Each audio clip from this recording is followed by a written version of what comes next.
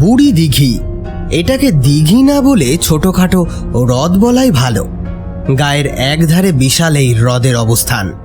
পানা এবং অন্যান্য জলজ আগাছায় পরিপূর্ণ এই দিঘির আগের মালিক ছিল পূর্ণ ভট্টাচার্য। এখন এটি সুবোধ পালের জিনমাই। তবে এখানে কেউ মাছ ধরতে যেতে চায় না। অজানা এক বিশ্বাস সবাইকে বাধা দেয় ওই দিকে যেতে। এই নিয়ে বেশি আলোচনাও কেউ করতে চায় না। গায়ের অবস্থা আজকাল আর আগের মতন নেই। জঙ্গল কমে এসেছে। চতুর্দিকে পিচ ঢালা এবং কংক্রিটের রাস্তা দিয়ে মুড়ে দেওয়া হয়েছে। গায়ের মধ্যে মানুষের অগম্য বলতে আর প্রায় কিছুই নেই। তবুও দিঘির আশেপাশে স্বেচ্ছায় কেউ যেতে চায় না। বুড়ি দিঘি থেকে ঢালাই রাস্তাটি কিছুটা দূরে শ্মশান পর্যন্ত এসে শেষ হয়েছে। গায়ের একমাত্র শ্মশান, সেখানে শ্মশানকালীর বাস। আশ্রমও আছে, নাম তার আনন্দ আশ্রম। মরণের পরে বৃথায় মানুষ কাঁদে। মুক্তিপ্রাপ্ত মানুষটার ঊর্ধ্বলোকের পরম ধামে গমনের পথ যেখানে প্রশস্ত হয়, সেই শ্মশান ভূমির নাম আনন্দ আশ্রম হওয়াটাই তো স্বাভাবিক। শ্মশানের পিছন দিয়ে বয়ে যাচ্ছে খিনতোয়া অঞ্জনা। কয়েক কিলোমিটার গিয়ে সেটি মিশেছে দামোদরের সঙ্গে। আনন্দ আশ্রমের পূর্ব দিকে শুরু হয়েছে ঝোপঝাড় আগাছার জঙ্গল। সেসব ভেদ করে ঠিক গুনে গুনে 100 পা এগোলেই বড় বাগান। আগে জমিদারদের বাগান বাড়ি ছিল, এখন পরিত্যক্ত। বাগান বাড়ির পাশেই বুড়ি দিঘি। বুড়ি দিঘির দক্ষিণ তীরে একটা বড় মন্দির। আগাছায় ঢাকা সেই মন্দিরের মধ্যে রয়েছে এক ভয়ঙ্কর দেবীর বাস। তার দেহ ঘোর কৃষ্ণবর্ণ, কণ্ঠ তার শিবা মুন্ডমালা শোভিত। ভয়ঙ্কর দর্শনা দেবীর মাথার কেশ যেন ভুজঙ্গের মতো ঊর্ধ্ব দিকে ফনা বিস্তার করেছে। 12 হাতের ডান দিকের হাতগুলিতে শঙ্খ, ঘণ্টা, খড়গ, চক্র, ত্রিশূল, বাণ ধারণ করেছেন দেবী। আর বাম পাশের হাতগুলিতে ধারণ করেছেন খটাঙ্গ, অঙ্কুশ, ধনু, পরশু এবং পাশ। দেবীর বাম পাশের ওপরের হাত তর্জনী নির্দেশ করে যেন কারো প্রতি কোনো আদেশ দিচ্ছে। দেবীর করাল বদনে দংষ্ট্রা প্রকাশ যেন এক অব্যক্ত নৃশংসতাকে ফুটিয়ে তুলেছে তার মুখে। বড় বাগানে এখন বিশেষ কেউ আর যায় না। গায়ের কোনো কোনো দুঃসাহসিক ব্যক্তি বা চোর মাঝে মাঝে ফলমূল সংগ্রহ বা মাছ ধরার উদ্দেশ্যে ওখানে গেলেও নিয়মিত যাওয়ার সাহস পায় না। ওখানে গেলেই মানুষের মনে হয় কারা যেন অদৃশ্য চোখে নজর রাখছে আগন্তুকের ওপর। বছরের বিশেষ বিশেষ সময়ে এক বালিকার রিনরিনে কান্নার শব্দ শোনা যায়।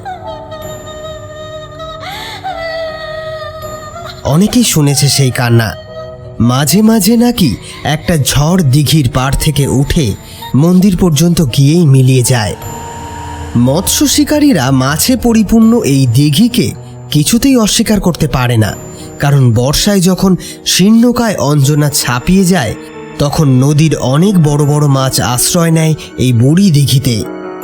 দীর্ঘদিন মাছ না ধরার কারণে সেখানে পাকা রুই কাতলাদের আকার নেহাত কম নয়। এক একটা 10-12 কেজির ওপর তো হবেই। চিতল আর ভেটকি মাছও প্রচুর আছে, সেই জন্য মেছুরেরা দল বেঁধে উপস্থিত হয় সেখানে। তবে তারা অবশ্য বাইরের লোক। গায়ের মানুষ ওখানে মাছ ধরার কথা স্বপ্নেও ভাবতে পারে না। এর পিছনে একটা প্রচলিত কাহিনী আছে। অনেক বছর আগে গায়ের জমিদার ভূপতি জোয়ারদারের বড় মেয়ের বিয়ে হয়েছিল কলকাতার এক বাবুর সঙ্গে। বাবুর মাছ ধরার ভীষণ শখ। একা একা বুড়ি দিঘিতে মাছ ধরতে গিয়েছিল সে। কারো কথা শোনেনি। বউয়ের মুখে দিঘির কথা শুনে তার পক্ষে নিজেকে ঠিক রাখা সম্ভব হয়নি।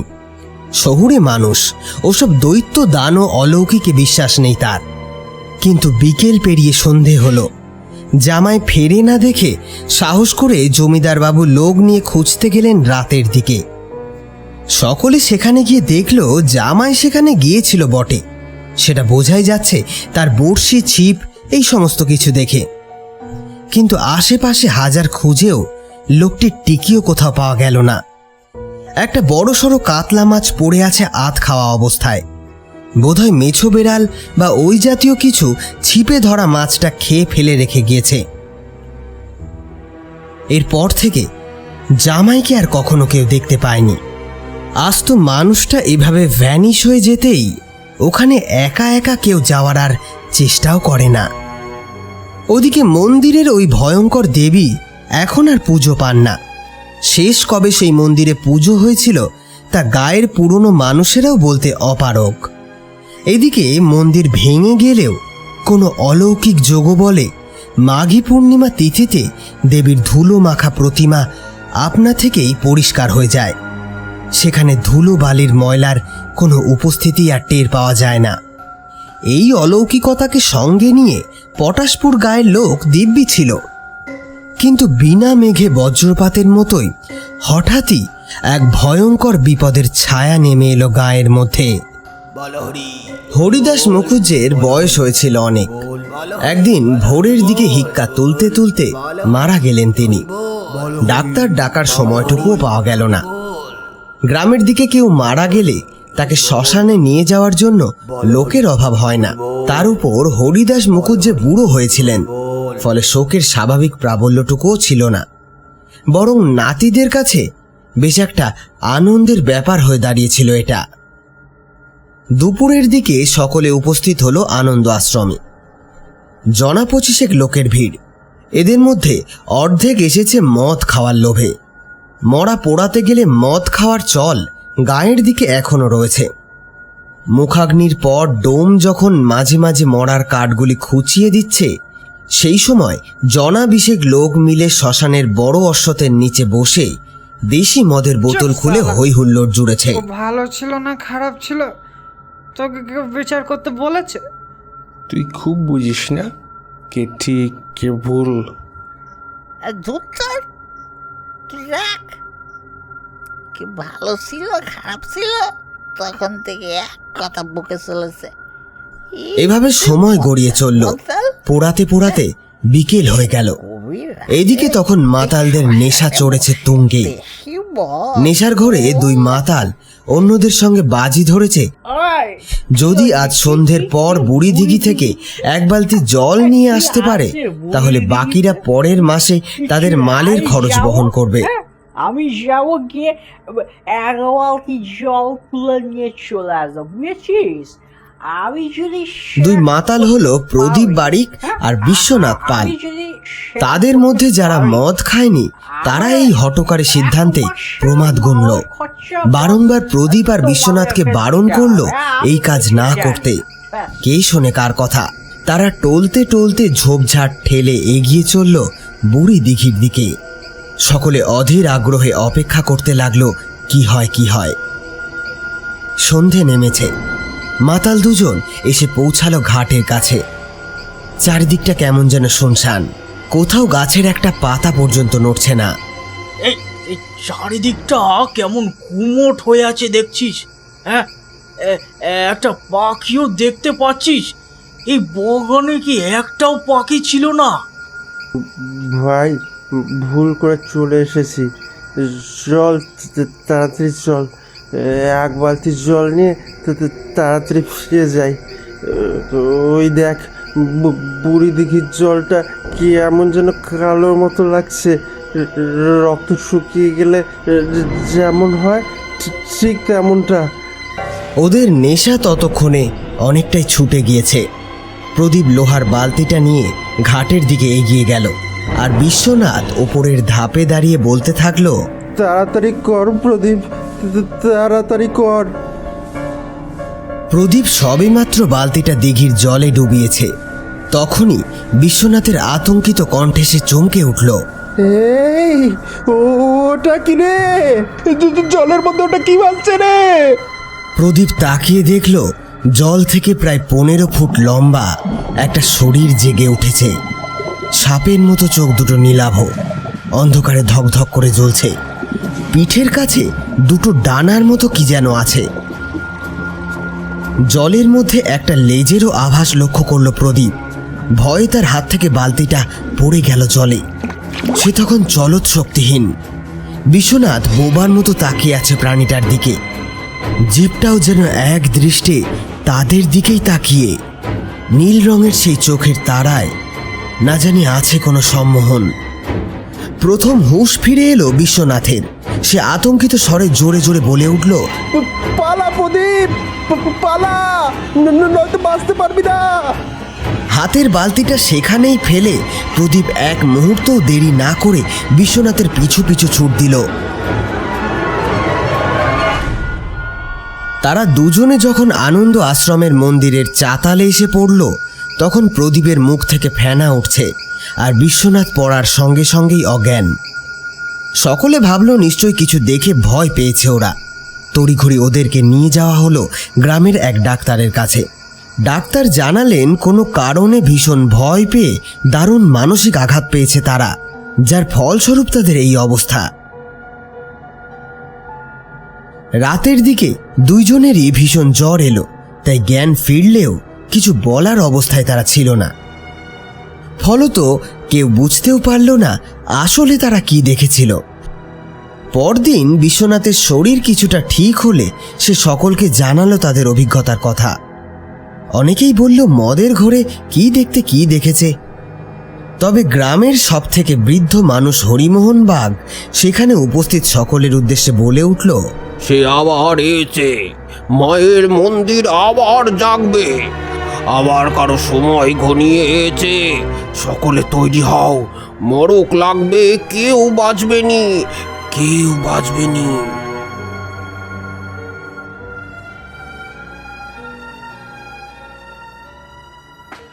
নমস্কার, আমি অয়ন।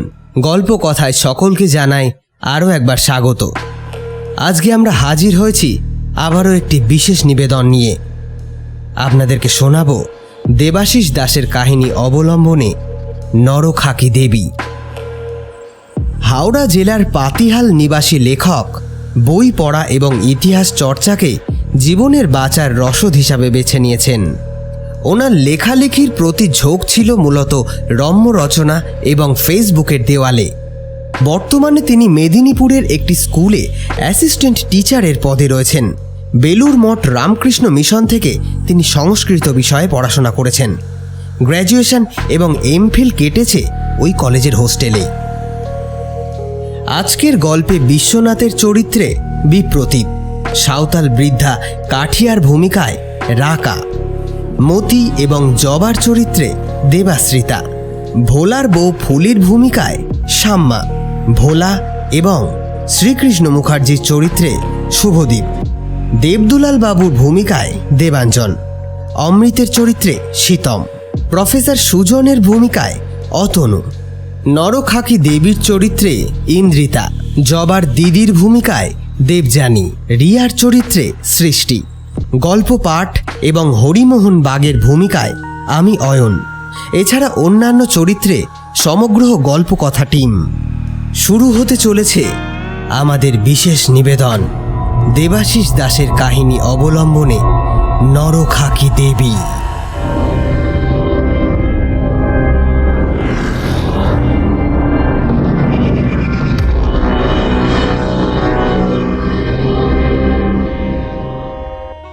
আজ থেকে প্রায় 200 বছর আগের কথা। এখন যেখানে বুড়ি দিঘি, তার থেকে কিছুটা দূরেই ছিল কয়েক ঘর আদিবাসীদের বাস। বুড়ি দিঘির চারপাশে ঘন জঙ্গল, দেবদারু মেহগনি বট অশ্বত্থের ভিড়ে সূর্যের আলো ভালো করে প্রবেশ করত না। এই অঞ্চলে জমিদাররা ছিল জোয়ারদার। পলাশির যুদ্ধের পর থেকে রাজস্ব জমা দেওয়ার তাগিদে ইস্ট ইন্ডিয়া কোম্পানি কিছু বিশিষ্ট ব্যক্তির সঙ্গে চুক্তি করে। পরবর্তীকালে এই চুক্তিবদ্ধদের হাতেই কর সংগ্রহ করার দায় দায়িত্ব তুলে দেওয়া হয়। বলা চলে এদের দ্বারাই বাংলায় জমিদারি প্রথার সূত্রপাত হয়। এরা জনগণের হাত থেকে কর নিয়ে সরকারের হাতে তুলে দিত। এইভাবে ধীরে ধীরে এই প্রথার বাড়বাড়ন্ত হতে থাকে। সারা রাজ্যে অজস্র জমিদারির সৃষ্টি হয়। পটাশপুর সংলগ্ন এই এলাকাটা যায় জোয়ারদারদের হাতে। শোনা যায় তারা নাকি ভীষণ অত্যাচারী ছিল। এদের জমিদারিতে বাগদি সাঁওতাল থেকে শুরু করে ব্রাহ্মণ মুখার্জিরা পর্যন্ত ছিল। গায়ের শেষ প্রান্তে ছিল শ্মশান, সাধারণত এই শ্মশান এলাকাতেই বাস করত সাঁওতাল এবং ডোমেরা। সাঁওতালরা সরল সাদাসিধে মানুষ, প্রচণ্ড ধর্মভীরু। নিজেদের দেবতাদের সঙ্গে সঙ্গে তারা বুড়ি দিঘির মন্দিরস্থ দেবতারও পূজা করত। যদিও মন্দিরে তারা উঠতে পারত না, কারণ তখন মন্দিরে মূল পূজার দায়িত্ব ছিল ব্রাহ্মণদের হাতে। ফলে তাদের চোখে সাঁওতালরা ছিল অচ্ছুত। জোয়ারদার পরিবার নিযুক্ত মুখার্জি ব্রাহ্মণরা ছিল এই মন্দিরের সেবায়েত। নিম্ন জাতির বলে সাঁওতালরা দূর থেকে দেবীর উদ্দেশ্যে প্রণাম জানাতো আর গাছের ফল ভেট দিত দেবীর কাছে। আসলে দেবীর ভয়ঙ্কর রূপে কিছুটা ভীত হয়েই ভয় মিশ্রিত শ্রদ্ধায় প্রকাশ করত তারা। যদিও রাঢ় অঞ্চলের এই গ্রাম পাল বংশের শাসনের সময় থেকে বৌদ্ধ সংস্কৃতির অধীনে ছিল। পাল বংশের শেষ রাজা গোবিন্দ পালের সময় হিন্দু এবং বৌদ্ধ ধর্ম মিলেমিশে একাকার হয়ে যায়। তার রাজত্বের শেষ দিকে শ্রীধর নামে এক বৌদ্ধ পণ্ডিত নানা তান্ত্রিক গ্রন্থ রচনা করেছিলেন। সেখানে বৌদ্ধতান্ত্রিক আচার আর হিন্দু ধর্মের একত্র প্রভাব দেখা যায়। ঠিক এই সময়কালেই বুড়ি দিঘির তীরে এই মন্দিরের প্রতিষ্ঠা হয়। মন্দিরে প্রতিষ্ঠা করা হয় গঙ্গী দেবীর। তিনি রুধির প্রিয় বলে পরিচিত। বিশেষ পূর্ণিমার দিনে এখানে মানুষ বলি দেওয়া হতো। দুর্ভাগা কোনো পথিক বা ভবঘুরেকে ধরে এনে দেবীর পায়ের কাছে বলি প্রদান করা হতো। প্রতি বছর একটি করে বলি না দিলে দেবী ক্রুদ্ধা হতেন। তখন তার আদেশে গায়ে নেমে আসত ভয়ঙ্কর অভিশাপ। একের পর এক মানুষ উধাও হয়ে যেত। দেবীর এই ভয়ঙ্কর ক্রোধকে শান্ত করতে হলে আবারও কোনো মাঘী পূর্ণিমায় মানুষ বলি দিতে হতো। পাল বংশের শেষের দিকে মুসলমান আক্রমণে এই মন্দির ভাঙা পড়ে, কিন্তু সৈন্যরা কোনোভাবেই দেবীর প্রতিমা ভাঙতে পারেনি। দিঘির জল থেকে উঠে আসা এক দানবের কোপে নাকি বহুজনের মৃত্যু ঘটেছিল। তৎকালীন সেই মৃত্যু মিছিলে অগত্যা মুসলিম সেনারা সেই স্থান ছেড়ে পালায়। এমনিতেই দেবীর কোপে এলাকা প্রায় জনশূন্য হয়ে পড়েছিল। বাকি যারা ছিল তারা হয় দেবীর ক্রোধ থেকে বাঁচতে পালিয়ে যায় অথবা মুসলিম আক্রমণে মারা পড়ে। ধীরে ধীরে মন্দির চলে যায় বিস্মৃতির আড়ালে। ঘন জঙ্গলে ছেয়ে যায় দিঘির চারপাশ। এরপর ইংরেজরা ভারতবর্ষ অধিকার করলে আবার এখানে জনবসতি স্থাপিত হয়। জোয়ারদাররা জমিদারি পত্তন করে প্রজাদের বসতি তৈরি করে। 1802 সাল জমিদারের হাতে পটাশপুরের অনেক উন্নতি ঘটেছে। জঙ্গল কাটার সময় এই মন্দির আবিষ্কৃত হয়। দূর থেকে বোঝা দায় ছিল, কারণ লতা ঝোপের আড়ালে সম্পূর্ণরূপে ঢেকে গিয়েছিল মন্দিরটি। মজুরেরা এই খবর দিল জমিদার প্রতাপ জোয়ারদারকে।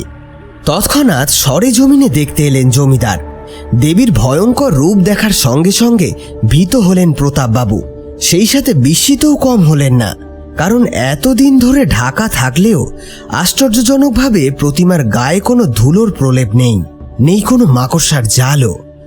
সঙ্গে থাকা ব্রাহ্মণ শ্রীকৃষ্ণ মুখার্জিকে নির্দেশ দিলেন এই অদ্ভুত দেবীর পূজা অর্চনার ব্যবস্থা করতে।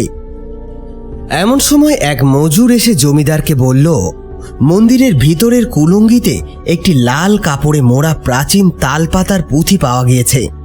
জমিদার নির্দেশ দিলেন সেটা যেন শ্রীকৃষ্ণ মুখার্জির হাতে তুলে দেওয়া হয়। এই শ্রীকৃষ্ণ মুখার্জির শরীরটা উচ্চিংড়ের মতো, মাথায় ইয়াব বড় টিকি, গায়ের রং যেন কেউ শুষে নিয়েছে। চোখ দুটো দেখলেই বোঝা যায় যে সে মানুষটা ভীষণ ধূর্ত।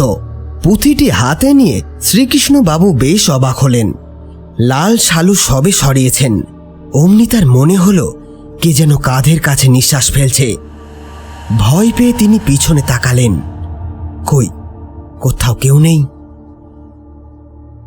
আবারও পুঁথিটির দিকে ফিরলেন। সংস্কৃতে লেখা, বেশ কয়েকশো বছরের পুরনো মনে হলো। তিনি জমিদার বাবুকে বললেন এটা বাড়ি নিয়ে গিয়ে ভালো করে পড়ে দেখবেন। জমিদার বাবুও তৎক্ষণাৎ এক মজুরকে আদেশ দিলেন পুঁথিটা যেন ঠাকুরের বাড়িতে পৌঁছে দেওয়া হয়।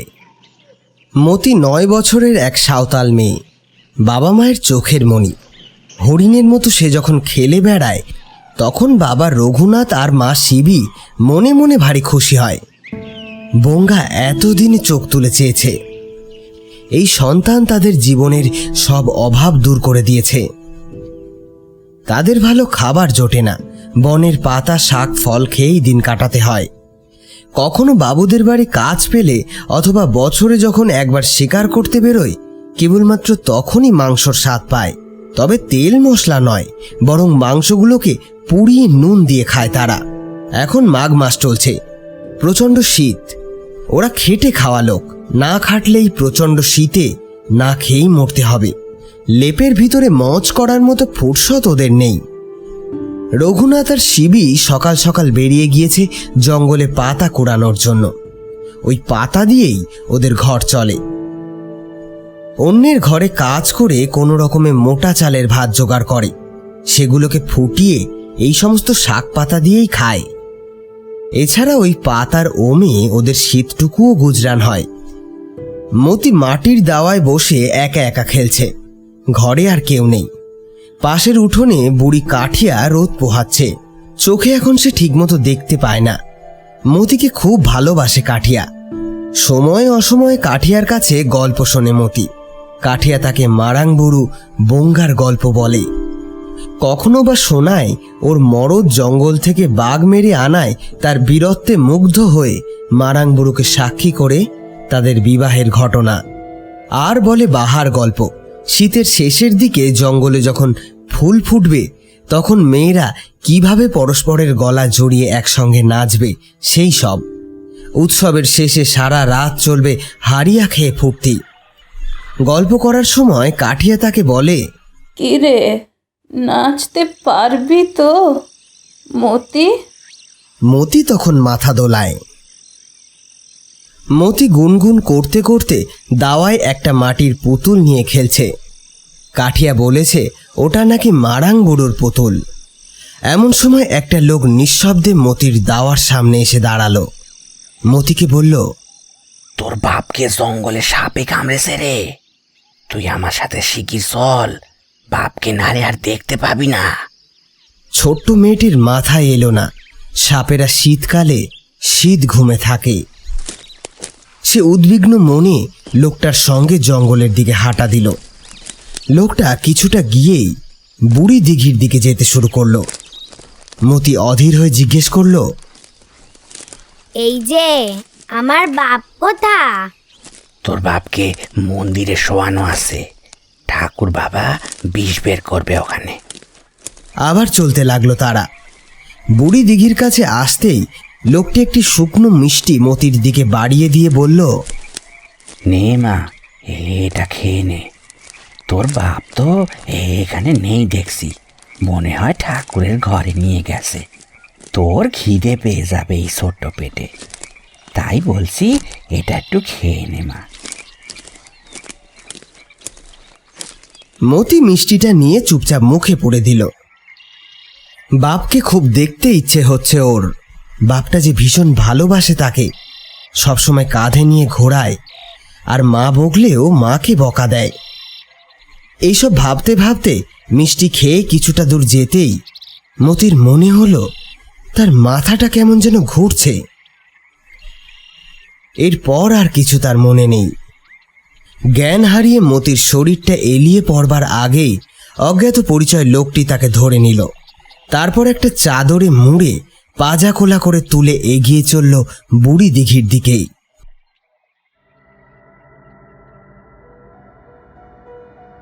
রজস্বলা হয়নি এমন 11টি মেয়েকে যদি গঙ্গী দেবীর সামনে বলি দেওয়া যায়, তবে বলিদানকারী অমরত্ব অধিকার করবে।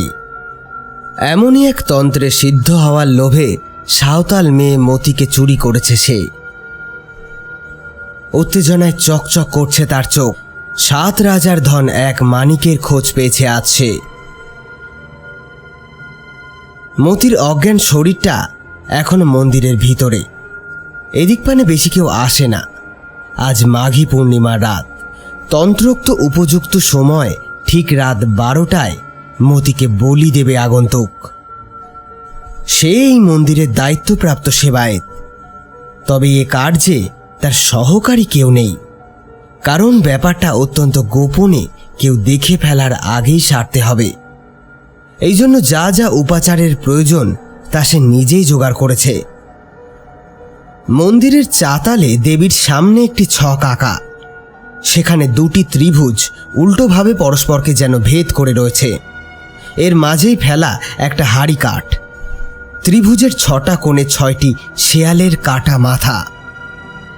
আগন্তুকের এই 6টি শেয়ালের মাথা জোগাড় করতে বেশ বেগ পেতে হয়েছে। একজন বিশ্বস্ত লোককে পয়সা দিয়ে কাজটি করিয়েছে সে। সমস্ত জোগাড়যন্ত্র শেষ করে এবার সে শুরু করলো মূল ক্রিয়াকলাপ। গায়ের চাদরটি অনেক আগেই খুলে রেখেছে, কপালে বড় লাল সিঁদুরের টিপ, গলায় তার রুদ্রাক্ষের মালা। ভীষণ শীতেও তার ঊর্ধ্বাঙ্গ অনাবৃত।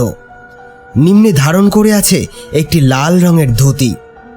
এবার লোকটি মতির শরীরটাকে আস্তে আস্তে মাটিতে শোয়ালো, হাড়ি কাঠে গলাটি লাগিয়ে উচ্চারণ করল বলি মন্ত্র। হে মহাদেবী, মে নৈবিদ্যমিদং গৃহাণাম। মন্ত্রোচ্চারণের সঙ্গে সঙ্গে এক কোপে মতির মাথা ধর থেকে আলাদা করে দিল সে। ছোট্ট শিশুটির মাথাটা আলাদা হয়ে একবার কেঁপে উঠে স্থির হয়ে গেল। গলা দিয়ে স্রোতের মতো নির্গত রক্তধারা পিচ্ছিল করে দিল বলিভূমিকে। এবার সে খাড়াটা দিয়েই মতির বুক চিরে বের করে আনলো তার হৃৎপিণ্ড। সেটা তখনও সামান্য ধুকফুক করছে। দেবীর চরণতলে সেই কাটা মুন্ডু সমর্পণ করে হাত এবং পায়ের আঙুলগুলিকে এক এক করে কেটে দেবীর মাথায় সমর্পণ করল। রক্তধারায় ঘরটা তখন প্রায় ভেসে যাচ্ছে। লোকটির সমগ্র শরীরেও রক্ত লেগে সব মিলিয়ে এক ভয়াবহ দৃশ্য। এমন সময় ঘটে যাওয়া একটি ঘটনা এই নৃশংস হত্যাকাণ্ডের হোতা ব্রাহ্মণকেও হতবাক করে দিল। দেবীর জিভটা লক লক করে বেরিয়ে এসেছে বাইরে। মতির কাঁপতে থাকা হৃৎপিণ্ডটিকে জিভে জড়িয়ে এবার সে ধীরে ধীরে মুখের মধ্যে পুরে ফেলল। ওদিকে মাথার উপরে জটার মতো চুলটা তখন খুলে গিয়ে সাপের আকার ধারণ করেছে। কালো রঙের সাপগুলি কিলবিল করতে করতে গিলতে শুরু করেছে আঙুলগুলিকে। বলিদানকারী ব্রাহ্মণ তখন পাথরের মতো স্থির, যেন জমে গেছে সে। মনের মধ্যে পালায় পালায় করলেও জোর করে সে ধরে রাখল নিজেকে। কিছুক্ষণের মধ্যে আবার সবকিছু স্থির হয়ে গেল। মূর্তিও আবার আগের মতো রূপ নিয়েছে। সবকিছু ঘটে যাওয়ার পর আবার চারিপাশ আগের মতোই থমথমে। এবার সে আরও একটা জিনিস লক্ষ্য করল। এখন দেবীর ডান হাতের ঘণ্টাটি আগের মতো আর নেই। রং বদলে সেটি এখন হয়েছে কালো।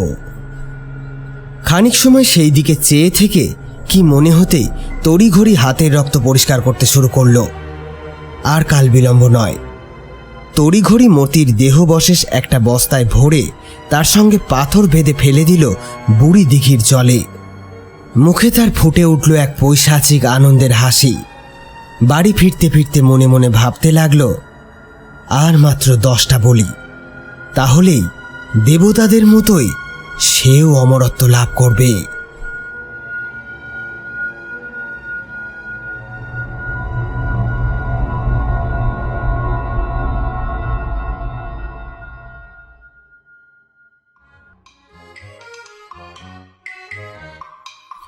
পটাশপুরের ভোলা জাতে ধোপা, ভীষণ ঝগড়ুটে লোক। সুযোগ পেলেই গায়ে গা লাগিয়ে ঝগড়া করে। তার ছেলে বউও তারই মতো। বউয়ের নাম ফুলি।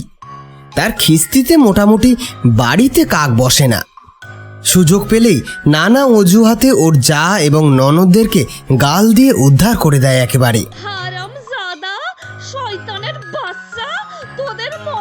ছেলে হেবলো জীবনে স্কুলের গণ্ডি পেরোয়নি। ফুলি হেবলোকে এদিক দিয়ে স্কুলে নিয়ে এলে উল্টো দিকের রাস্তা দিয়ে মায়ের বাড়ি পৌঁছানোর আগে সে বাড়ি ফিরে আসতো। পিটানি খেয়েও শোধরায়নি। অগত্যা বাপ মা হাল ছেড়ে দেয়। শেষে এখন বাপের ডেকোরেটরের দোকানে গিয়ে বসে। হেবলোর বাবা ভোলা এক ভয়ঙ্কর টেরিয়ার লোক। বিনা কারণে কথা শোনাতে পারলে তার যেন ভারী মজা হয়। আজ এর সাথে ঝগড়া করছে, তো কাল কাউকে পিটিয়ে আসছে। এইসব দেখে হেবলো সম্ভবত তার বাবার সম্পর্কে খুব উচ্চ ধারণা পোষণ করত মনে মনে।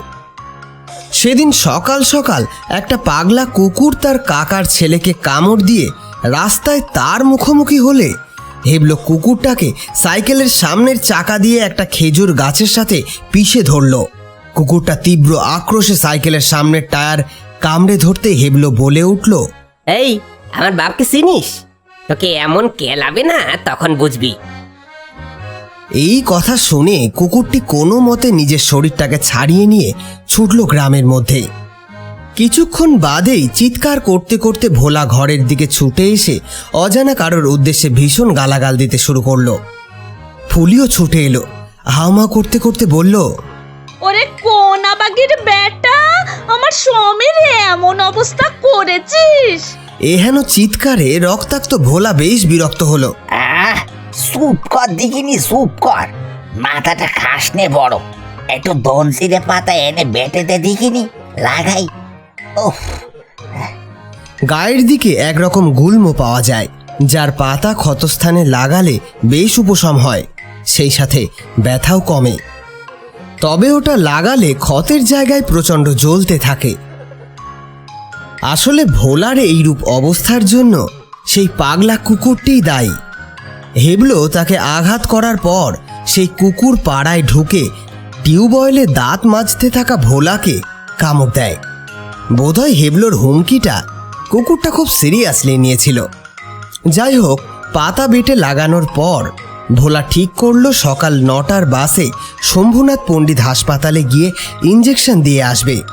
ফুলিকে সে কথা বলে হেবলোকে বলল, তুই আজ দোকানে গিয়ে বস, মোবাইল ঘাটবি বেশি কিন্তু।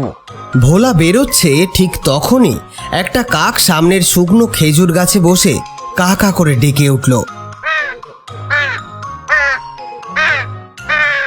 তাই শুনে ফুলি বলল, ওগো শুনছো, আজ যে অনি কাকটা কেমন যেন ডেকে উঠল।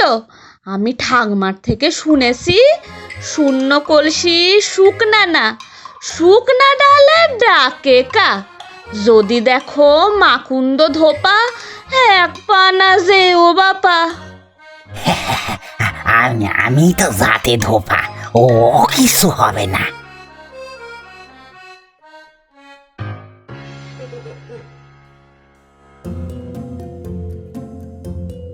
শম্ভুনাথ পণ্ডিতে আজ প্রচুর ভিড়।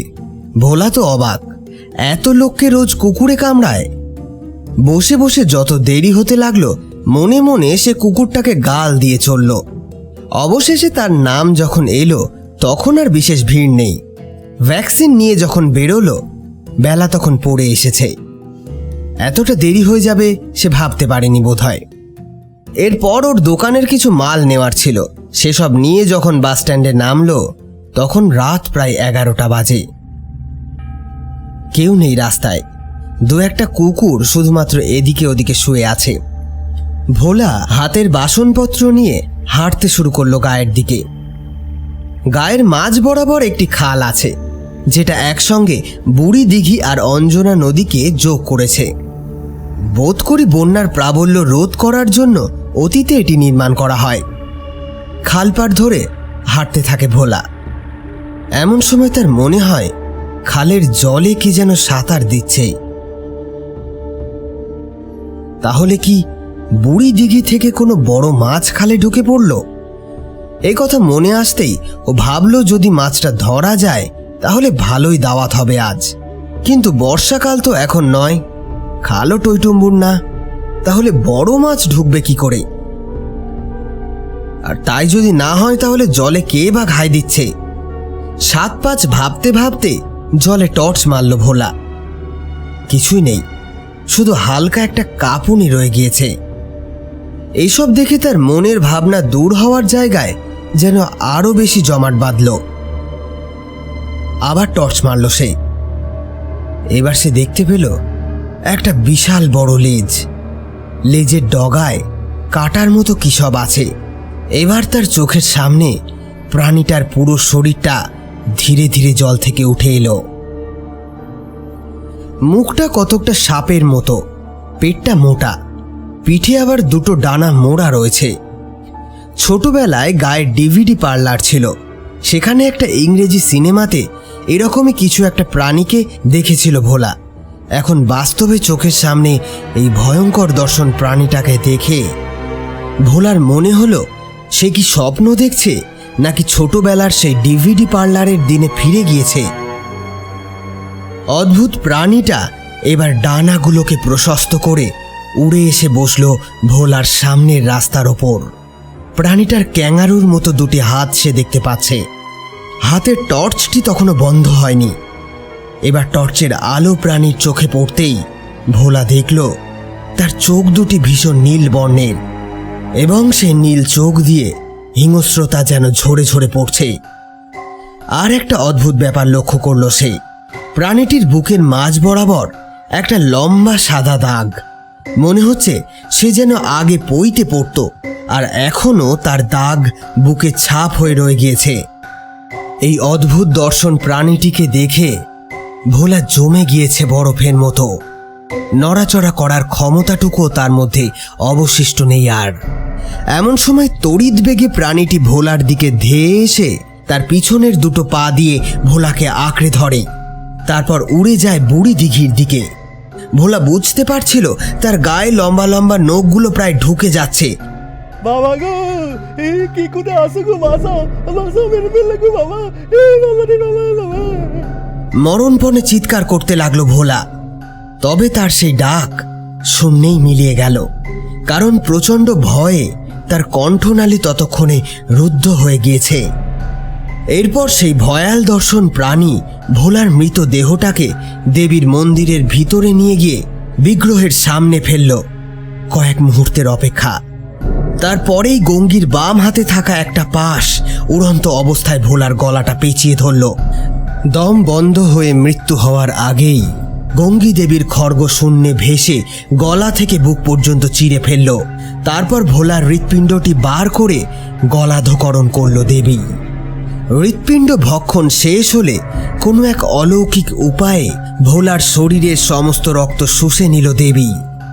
মাটিতে এলিয়ে পড়ে থাকল ভোলার রক্তশূন্য নিষ্প্রাণ শরীর। এই বিশাল পৈশাচিক কর্মকাণ্ডের মধ্যে এতটুকু রক্ত মেঝেতে বা অন্য কোথাও পড়ল না। সমস্ত কর্মকাণ্ড সমাধা হলে দেহের অবশিষ্টাংশ নিয়ে জল দানব ডুব দিল বুড়ি দিঘির অতল গভীর জলে।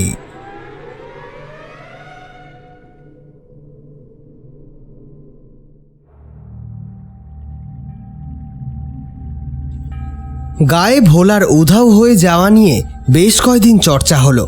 ফুলির কান্নাকাটিতে আর অদৃশ্য কোনো ব্যক্তির উদ্দেশ্যে গালাগাল দেওয়া শুনে গ্রামবাসীদের কদিন ঘুম হলো না। তারপর সহজ নিয়মে সবকিছু থেমে আসতে শুরু করলো আবার। শুধু মাঝে মাঝে শোনা যেতে থাকলো অদৃশ্য কারোর উদ্দেশ্যে ফুলির গালাগাল।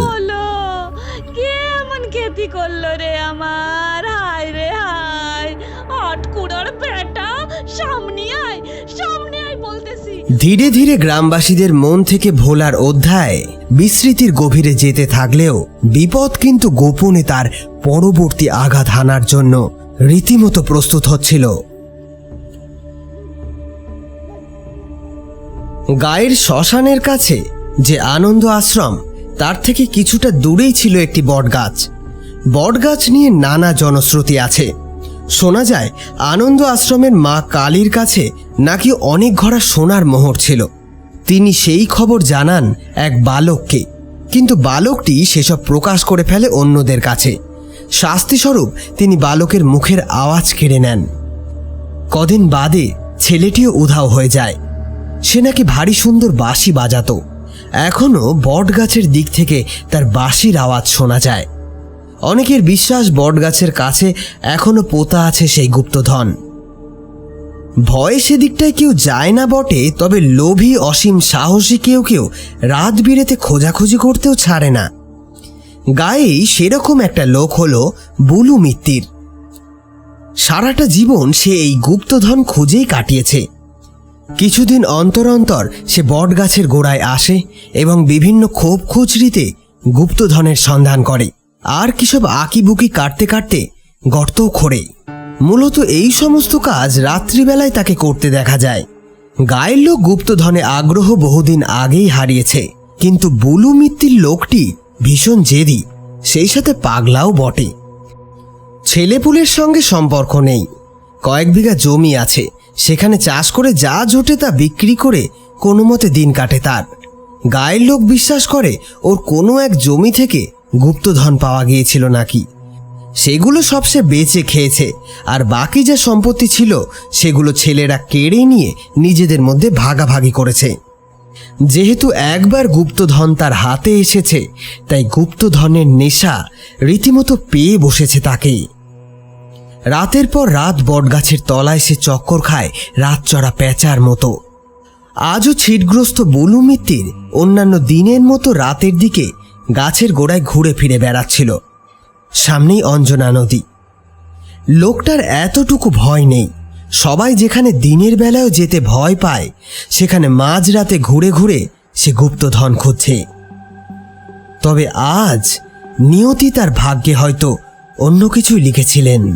অন্যমনস্ক বুলু বুঝতেই পারেনি নদীর জল তোলপাড় করে সেই ভয়ঙ্কর জলদানব কখন তার পিছনে এসে দাঁড়িয়েছে।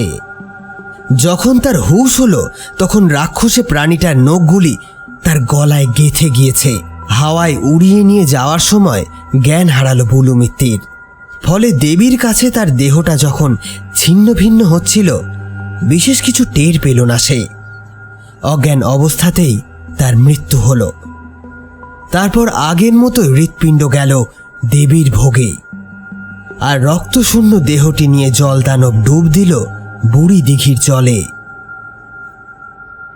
বুলু মিত্তিরের মৃত্যু নিয়ে বিশেষ কিছু হইচই হলো না, কারণ এই পাগল মানুষটাকে নিয়ে তার বাড়ির লোকেদের বিশেষ কোনো মাথা ব্যথা ছিল না। 2 দিন ঘরে না ফেরার পরও কেউ তার খোঁজ নিতে বার হলো না, বরং ভাবল আপদ বিদেই হয়েছে। এতদিন যে দুটো আক্রমণ ঘটেছে তা 2 রাতের বেলা, ফলে প্রত্যক্ষদর্শী বলে তেমন কেউ ছিল না। তবে এবার কিন্তু দিনের বেলাতেই সেই ভয়ঙ্কর জীবটিকে দেখা গেল।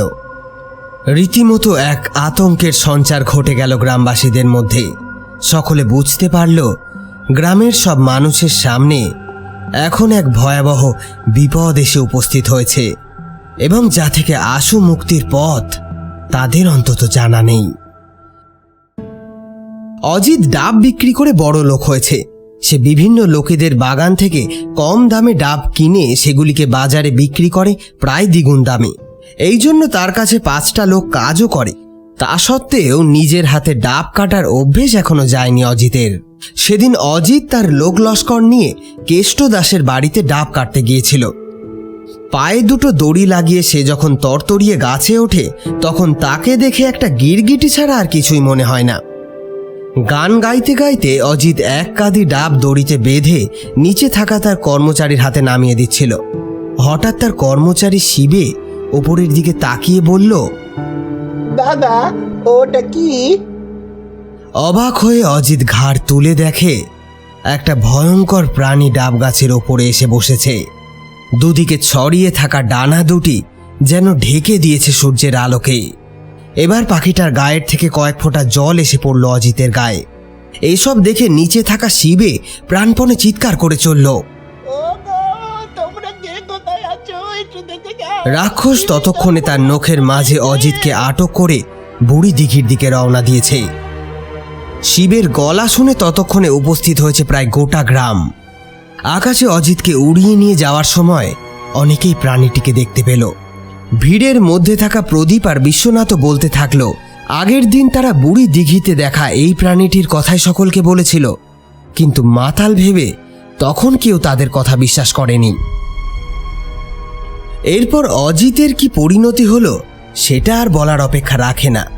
সবার মনে পড়ে গেল হরিমোহন বাগের সেই সাবধান বাণী, সে আবার এসে মায়ের মন্দির আবার জাগবে, আবার কারো মনের মধ্যে এক বিশাল ভয় নিয়ে ভারাক্রান্ত হৃদয়ে সবাই নিজের ঘরে রওনা দিল।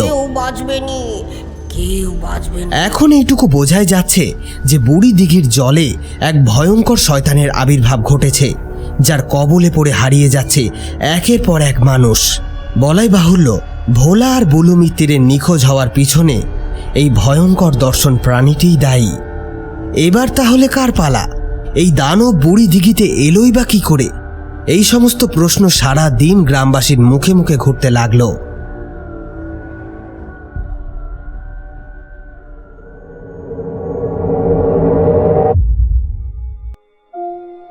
আজ সেই অমোঘ দিন, যার জন্য 10 বছর ধরে অপেক্ষা করেছেন শ্রীকৃষ্ণ মুখার্জি। তার শুষ্ক শরীরটা এই 10 বছরে বেশ ভরাট হয়েছে। দেবীর প্রসাদ কিনা জানা নেই, তবে শারীরিক দিক থেকে তার উন্নতি কারো নজর এড়ায়নি। জমিদার বাবু তো প্রায় তার উদ্দেশ্যে বলেন, কি ব্যাপার কৃষ্ণ ঠাকুর, এত গতি লাগছে কি করে? শ্রীকৃষ্ণ শুধু হেসেই এড়িয়ে যান। এই পাপের শাস্তি তাকে কিভাবে পেতে হবে সেই ভাবনা তাকে অন্তপীড়া দিলেও অমর হওয়ার চিন্তা তার সমস্ত দোলাচলতা থেকে মুক্ত করে। প্রথম বলিটা সে শুরু করেছিল সাঁওতাল মেয়ে মতিকে দিয়ে। তারপর একে একে কেটে যায় কয়েক বছর। 5ম বছরে এসে সে মহা সমস্যায় পড়ে। বলির উপযুক্ত সে কাউকে সেই সময় পাচ্ছিল না। এদিকে মাঘী পূর্ণিমার দিনও এগিয়ে আসছিল। এই অবস্থায় কিছু ভাবতে না পেরে তিনি জমিদারের ভাইয়ের মেয়েকেই বলি দিয়ে দেন। অন্নদাতার পরিবারের প্রতি এহেন জঘন্য ক্রিয়াকলাপ তাকে আজও কুড়ে কুড়ে খায়। মরার সময় মেয়েটির চোখের দৃষ্টি আজও ভোলেনি শ্রীকৃষ্ণ মুখার্জি। বালিকাটির চোখের তারায় বিস্ময়ের সঙ্গে যে ঘৃণা মিশেছিল তা দীর্ঘদিন তাকে যন্ত্রণা দিয়েছে। নরখাকের হৃৎপিণ্ড ভক্ষণের দৃশ্যও তিনি সহ্য করতে পারেননি। তারপর কেটে গিয়েছে আরও 5 বছর।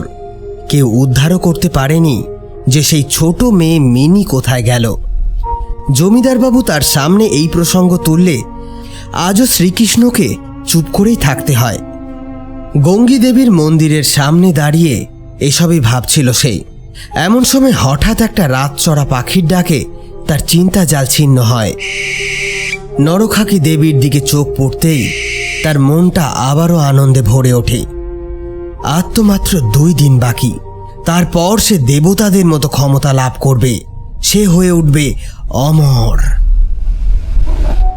10 বছর পূর্বে যখন দেবীর মন্দির পুনর্প্রতিষ্ঠা করা হয়, তখন মন্দিরের মধ্যে থেকে যে গ্রন্থটি পাওয়া গিয়েছিল তার থেকেই শ্রীকৃষ্ণ মোহনের এই তন্ত্রাচার শেখা। সেখানে লেখা ছিল, শেষ বলিদানের মেয়েটি যেন জাতিতে ব্রাহ্মণ হয়, তা না হলে অমরত্বের স্বাদ থেকে বঞ্চিত হতে হবে উচ্চাকাঙ্ক্ষী যজমানকে। এই ব্যাপারটা শ্রীকৃষ্ণকে এখন বেশ ভাবাচ্ছে। নিজেকে ধরে মাত্র 5 ঘর ব্রাহ্মণ আছে গায়ে, আর সেই 5টি পরিবার মিলিয়ে মাত্র 2টি বালিকাই উপযুক্ত। একটি হলো তার নিজের মেয়ে কমলা, আর অন্যটি বামাচরণ চক্রবর্তীর ছোট ছেলে শ্যামাচরণের কন্যা জবা। তিনি ঠিক করলেন যেমন করেই হোক জবাকে তুলে নিয়ে আসতে হবে। তবে কাজটা সহজ নয়, তার জন্য দরকার পরিকল্পনা। শ্রীকৃষ্ণ গঙ্গী দেবীর বিগ্রহের সামনে একটি প্রণাম ঠোকে ভাবতে ভাবতে বাড়ি ফিরে চলল। সেদিন রাতে চিন্তায় তার ঘুম হলো না। জবা ভারে মিষ্টি মেয়ে, বাড়ির সকলে তাকে বড়ই ভালোবাসে। ছোট থেকেই তার মা কালীর প্রতি যেন ভক্তির সীমা নেই। সবেমাত্র 8 বছরে পা দিয়েছে। সকাল হলেই দাদুর সঙ্গে ফুল তুলতে তাকে প্রতিদিন যেতে হবে। আর বামাচরণ যতক্ষণ ঠাকুর ঘরে থাকবে ততক্ষণ তারও ঠাকুর ঘরে বসে থাকা চায়। মেয়েটির গায়ের রং একটু চাপা, নিজের মায়ের ধাঁচ পেয়েছে, তবে তার জন্য বাড়ির কারো কোনো কষ্ট নেই। বামাচরণ তো গর্ব করে সকলকে বলে, শ্যামা মা সাক্ষাৎ তার ঘরে এসেছে। তখনকার দিনে অল্প বয়সে মেয়েদের বিবাহের বন্দোবস্ত করা হতো। শ্যামারও বিয়ে ঠিক হয়ে গিয়েছে। পাত্র পাল্টি ঘরের ছেলে, নাম শিবপ্রসাদ। তার বাপের নানাবিধ ব্যবসা। পড়াশোনা শেষ করে সেও সেই ব্যবসার হাল ধরবে। সামনের ফাল্গুনই তাদের বিয়ে। তবে বিয়েটা কি জিনিস সেটা এখনো ঠিকমতো বোঝে না জবা। তবে মাঝে মাঝে তাকে দেখার ছল করে ভাবি স্বামী শিবপ্রসাদ তাদের বাড়ি আসে, সেটা সে বেশ বুঝতে পারে। কারণ তার ঘরের লোক আর তার বিধবা পিসি কেবলই তাকে এই নিয়ে রাগায়। পিসি আড়ালে তাকে কি সব যেন বাজে বাজে কথা শোনাতে আসে, তবে ওসব ভালো লাগে না জবার। তার কাছে মা কালী সব। শিবপ্রসাদকে সে ক্যাবলা বলে ডাকে। গোবেচারা ছেলেটা কেমন হাঁ করে তাকিয়ে থাকে তার দিকে। এই ক্যাবলাটার সঙ্গে নাকি তার বিয়ে হবে, তবে জবার ভালোই লাগে। সবার মতো তারও একটা বর হবে। তার মায়ের আছে, দিদির আছে, পিসিরও নাকি বর ছিল, কোথায় যেন চলে গিয়েছে। 12 বছর হলো ফিরে আসেনি, তাই সকলে ধরেই নিয়েছে পিসেমশাই মারা গিয়েছে। আজ শিবুবাবুর দেখা করতে আসার কথা। কাল ওর দিদিকে দিয়ে প্রথমবার একটা চিঠি দিয়েছে। কি সুন্দর হাতের লেখা ছেলেটার। জবা পড়তে পারে না ঠিক মতো, দিদিই পড়ে শুনিয়েছে। আজ বিকেলবেলা বড় পুকুরের ধারে তার দাঁড়ানোর কথা। কোনো এক মেলা থেকে ক্যাবলা বাবু নাকি তার জন্য পুতুল এনেছে। উপহার দিয়ে নারীদের বশ করা আজকের নিয়ম নয়, আদিমকাল থেকেই এই প্রথা চলে আসছে। তাই শিবপ্রসাদও তার ব্যতিক্রম নয়। জবা ভারী খুশি হলো। এই তো ক্যাবলা ছেলেটা এতদিনে একটা বুদ্ধির কাজ করেছে। তার মনে মনে বেশ আনন্দ হতে লাগলো। একা একা তো জবা যেতে পারবে না, তাই ওর সঙ্গে দিদি যাবে। দিদির বাচ্চা হবে, তাই বাপের বাড়িতে এসেছে। 6 মাসের পোয়াতি সে। তখনকার দিনে মেয়ে ছেলেদের এভাবে দেখা করাটা সমাজ ভালোভাবে নিত না।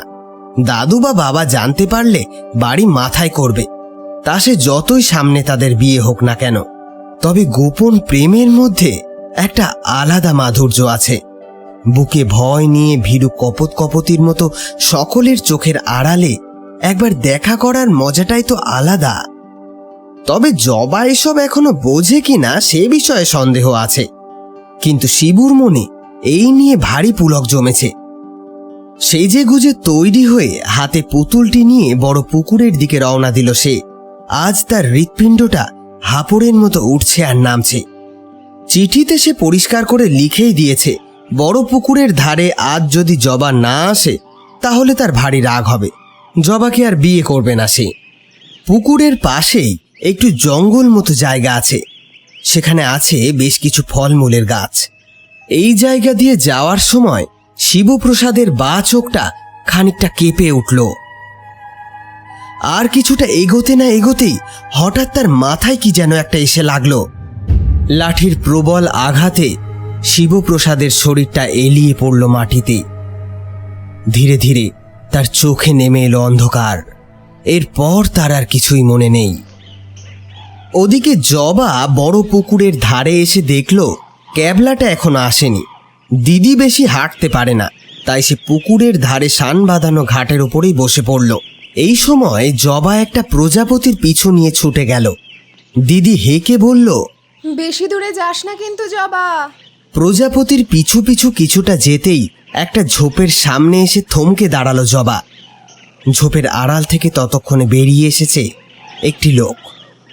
মাথায় তার লাল গামছা জড়ানো, পরনে ধুতি আর পাঞ্জাবিটা দেখে জবা চিনতে পারল এই তো সেই ক্যাবলাটা। ঘাটের পাশে বসা দিদিকে এখন আর সেখান থেকে দেখা যাচ্ছে না। ঘুমিয়ে টুমিয়ে পড়ল নাকি? শিবপ্রসাদ এবার হাত বাড়িয়ে পুতুলটা জবার দিকে বাড়িয়ে দিল। জবাও সহাস্য মুখে পুতুলটা নেওয়ার জন্য হাত বাড়িয়েছে। এমন সময় হাতটা খপ করে চেপে ধরল শিবপ্রসাদ। কেমন যেন একটা গলায় বলল, তোমার পছন্দ হয়েছে তো? জবার যেন কেমন অস্বস্তি হলো। সে বলল, তোমার গলায় কি হলো?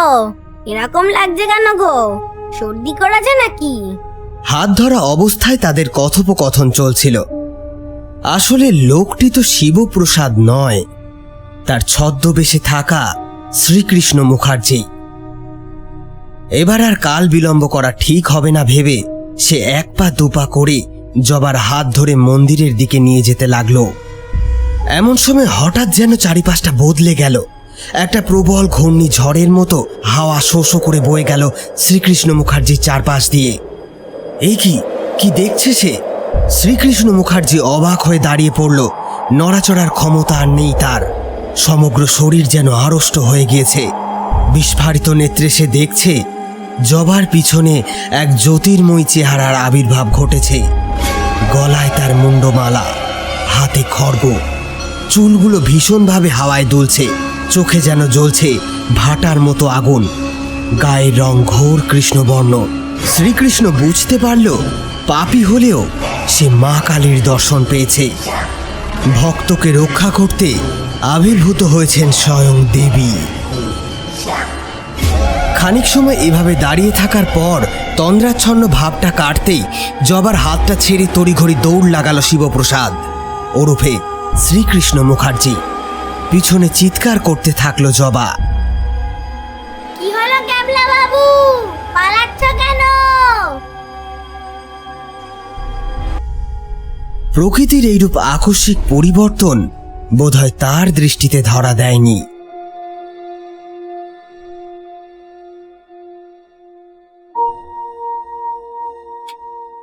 চোখ ফেটে জল আসছে শ্রীকৃষ্ণ মুখার্জির। এমন পাপও তাকে করতে হবে, এ কথা কি দুঃস্বপ্নেও ভাবতে পেরেছিল সে? আজ মাঘী পূর্ণিমা। না, এই বছরে বলিদানের জন্য রজস্বলা না হওয়া কোনো মেয়ে সে খুঁজে পায়নি। বলিদান যদি 11 বছরে সম্পূর্ণ না হয় তাহলে দেবী তাকেই বলি হিসাবে গ্রহণ করবেন। 10 বছরের সাধনা ব্যর্থ হয়ে যাবে তার। কিন্তু শ্রীকৃষ্ণ মুখার্জি তো তা হতে দিতে পারে না। 10টা বাচ্চাকে ইতিমধ্যেই বলি চড়িয়েছে সে। তাদের মা বাবা কোনোদিনও খুঁজে পায়নি শরীরগুলি। এখন হয়তো পাথরে বাঁধা কঙ্কালগুলি পড়ে আছে বুড়ি দিঘির নিচে। তাদের দীর্ঘশ্বাসে গায়ের বাতাস ভারী হয়ে উঠেছে। তাহলে কি তাদের অভিশাপেই আজ এই অবস্থা হলো তার? সামনে বাঁধা কমলার শরীরটাকে দেখে গলাটা রুদ্ধ হয়ে আসছে বারবার। কমলা সে কথা জানে না। খাবারের সঙ্গে আফিম মিশিয়ে দিয়েছিল, তাই সে এখন একটা ঘোরের মধ্যে আছে। কন্যা তো আসলে পরের ধন, বিয়ের পর স্বামীর আর বৃদ্ধা অবস্থায় পুত্রের। উল্টে কমলারই তো সৌভাগ্য যে তাকে এসব ঝামেলার মধ্যে পড়তে হচ্ছে না। কৌলিন্য প্রথা টিকিয়ে রাখতে অকালে বিধবাও হতে হবে না তাকে। সে এখন পিতার অধীন, সুতরাং তার ভবিতব্য স্থির করার সম্পূর্ণ অধিকার আছে তার পিতার। এ কথা ভেবে খাড়াখানা তুলে ধরল শ্রীকৃষ্ণ মুখার্জি। কমলার শরীরটা প্রায় চোখ বুজেই হাড়ি কাটে লাগালো। শেষে কালান্তক যমদূতের মতো তার খড়গ নেমে এলো কমলার ঘাড় বরাবর। আলাদা হওয়া মুন্ডুটা একবার চোখ মেলল বোধ হয়। দুই চোখ এক দৃষ্টি তাকিয়ে আছে পিতা শ্রীকৃষ্ণ মুখার্জির দিকে। সে আর পারল না, ছুটে বাইরে বেরিয়ে এলো। ভেতরে মূর্তি তখন জীবন্ত হয়ে উঠেছে। আগের মতোই প্রক্রিয়া চলছে নরখাকির। বুড়ি দিঘির ঘাটে বসে বসে হাও হাও করে কাঁদতে লাগলো মনুষ্যরূপী পিশাচ শ্রীকৃষ্ণ মুখার্জি। মা মরা মেয়েটাকে মেরে ফেললেন তিনি, তাও কিনা নিজে বেঁচে থাকার জন্য, অমর হওয়ার স্বাদ উপভোগ করার জন্য। কিন্তু কই, কিছুই তো বুঝতে পারছেন না তিনি। আদৌ কি কোনো পরিবর্তন ঘটেছে? মন্দিরের ভিতরে এতক্ষণে সব শান্ত হয়ে এসেছে। এলিয়ে থাকা শরীরটা আর তুলতে ইচ্ছে করল না তার। বিষণ্ণ অবস্থায় এখন কি করণীয় এটাই বোধহয় ভাবছিল। এমন সময় সে দেখল দিঘির জলে তোলপাড় শুরু হয়েছে। সমস্ত জল যেন কেঁপে কেঁপে উঠছে। অবশেষে জল থেকে উঠে দাঁড়ালো এক বিশাল দানব। শরীরে বড় বড় দুটি ডানা, মুখটা সাপের মতো, আর লেজের দিকটা এক বিশাল গিরগিটির মতো। পূর্ণিমার আলোয় স্পষ্ট দেখতে পাচ্ছে প্রাণীটিকে। তার শরীরটা যতই উপরে উঠছে ততই যেন পরিবর্তিত হচ্ছে। দেহটা ধীরে ধীরে রূপ নিচ্ছে মানুষের। এবার সেই দানব যখন ঘাটে এসে দাঁড়ালো তখন সে সম্পূর্ণরূপে মানব দেহে পরিণত হয়েছে। অদূরে রূপান্তরিত হওয়া সেই গৌরবর্ণ মানুষটির বুকে শোভা পাচ্ছে একটি শুভ্র উপবীত, নিম্নাঙ্গের ধুতি ভিজে সপসপ করছে। এই আজব পরিবর্তন দেখে শ্রীকৃষ্ণ মুখার্জি একেবারে থ মেরে গিয়েছে। তখনই সে অনুভব করল তার পিঠের দিকের ভীষণ যন্ত্রণা। অবাক হয়ে সে দেখল ইতিপূর্বে অবিকল জলের মধ্যে থাকা সেই প্রাণীর মতোই তার পেছনে একটা লেজ বার হচ্ছে। ধীরে ধীরে লেজটা আকারে বাড়ছে। তার উপর দেখা দিচ্ছে কাটার মতো কি জানি সব। শরীরটা ক্রমে বেড়ে উঠছে তার। শ্রীকৃষ্ণের সারা গায়ে ইতিমধ্যেই প্রচণ্ড জ্বালা করতে শুরু করেছে। সমগ্র শরীর জুড়ে গজিয়ে উঠছে চাকা চাকা আঁশ। ততক্ষণে তার মুখটাও ঠিক যেন সাপের মতো আকার নিয়েছে। এবার ধীরে ধীরে তার সমগ্র শরীর সম্পূর্ণরূপে পরিবর্তিত হলো জল দানবে। ঘাটের পাড়ে দাঁড়িয়ে থাকা মানুষটাকে অগ্রাহ্য করেই জলের মধ্যে ঝাঁপ দিল সে। সব গ্রামবাসীরা দল বেঁধে থানায় উপস্থিত হয়েছে। সকলের দাবি কিছু একটা করতে হবে। পটাশপুর থানার ওসি দেবদুলাল মণ্ডল। থানার বাবুদের কথায় গ্রামবাসীদের কথার কোনো যুক্তি নেই। এই একবিংশ শতাব্দীতে কেউ গডজিলার মতো প্রাণীর অস্তিত্ব স্বীকার করবে না। পুলিশের আইন তো একেবারেই না। গ্রামবাসীদের কথা অনুযায়ী প্রতিদিন নাকি একটা অদ্ভুত প্রাণী, যার নাকি ডানা আছে, আবার সাপের মতো দেখতে, একটা করে লোক সে নিয়ে চলে যাচ্ছে। বিনা দোষে বেঘরে মারা পড়ছে গ্রামবাসীরা। ঘরের ভেতরে থাকলেও রক্ষা নেই।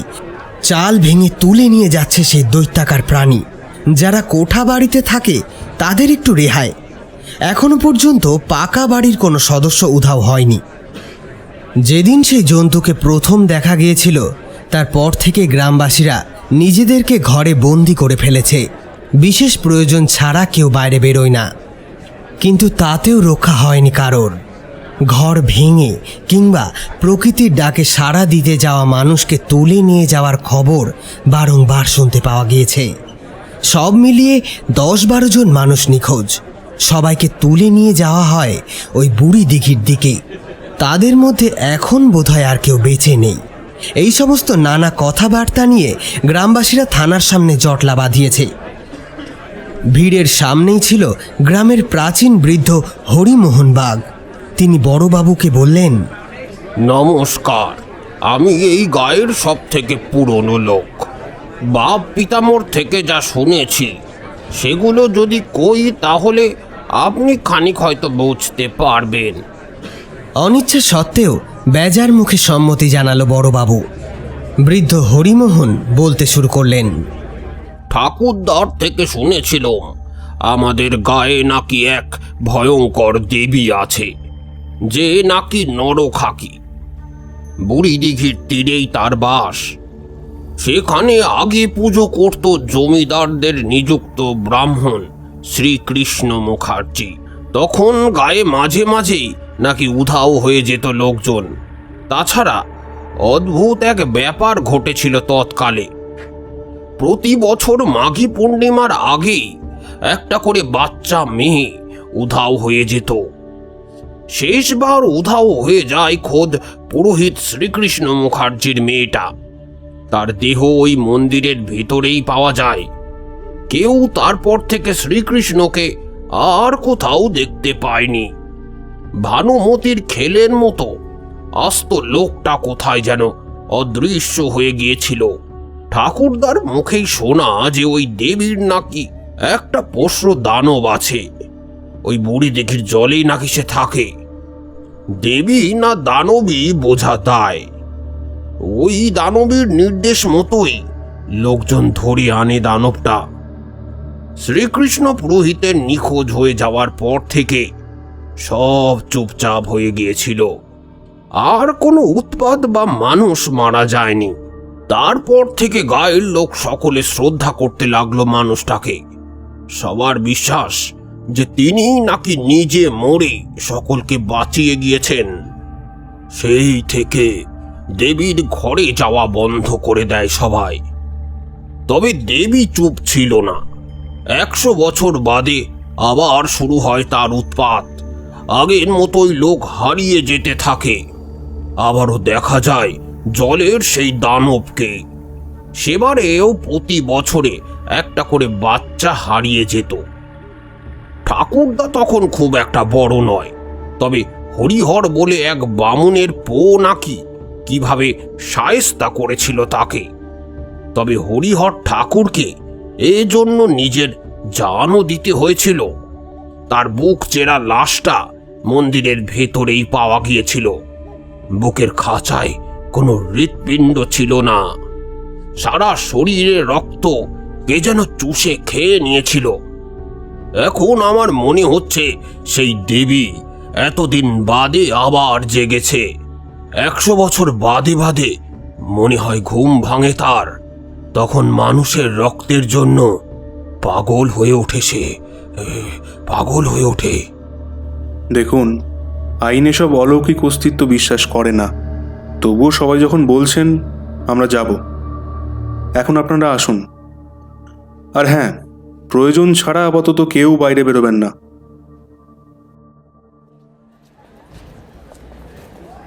বুড়ি দিঘির পাড়ে মস্ত বড় ভিড় জমেছে। বিশাল পুলিশ বাহিনী সেখানে উপস্থিত। আপাতত জলের পানা পরিষ্কারের কাজ চলছে। কিছু গায়ের লোক এই কাজে ব্যস্ত। তারপর জাল ফেলা হবে, তখনই দেখা যাবে কোনো প্রাণী আছে কি নেই। সকলে যখন এ কাজে ব্যস্ত, তখন বড়বাবু মন্দিরের কাছে পৌঁছালেন। গ্রামবাসীরা মন্দিরের থেকে দূরত্ব বজায় রাখে। এবারেও তার ব্যতিক্রম হলো না। শুধু তার সাথে এসেছে অমৃত। গায়েরই ছেলে সে। কলকাতা বিশ্ববিদ্যালয় থেকে ইতিহাসে এমএ। শিক্ষার আলোয় আলোকিত হয়ে কিছুটা অন্ধবিশ্বাস দূর হয়েছে তার। সে আর 5টা গ্রামবাসীদের মতো নয়। মন্দিরের ভেতরে ঢুকে অফিসার দেবদুলাল বাবু বেশ আশ্চর্য হলেন। দেবী মূর্তি একেবারে ঝকঝকে তকতকে, কোনো নোংরা ময়লা নেই। তাহলে কি কেউ এখানে থাকে যে দেবীর যত্ন নেয় নিয়মিত? মূর্তির ভয়ঙ্কর নির্মম রূপ দেখলে সাহসী লোকও ভয় পেয়ে যাবে। তিনি অমৃতকে ডেকে বললেন মূর্তির পিছন দিকটা একবার ভালো করে দেখতে। অমৃত টর্চ নিয়ে একেবারে তৈরি ছিল। আদেশ পেতেই সে অসীম উৎসাহে তদন্ত করতে শুরু করল।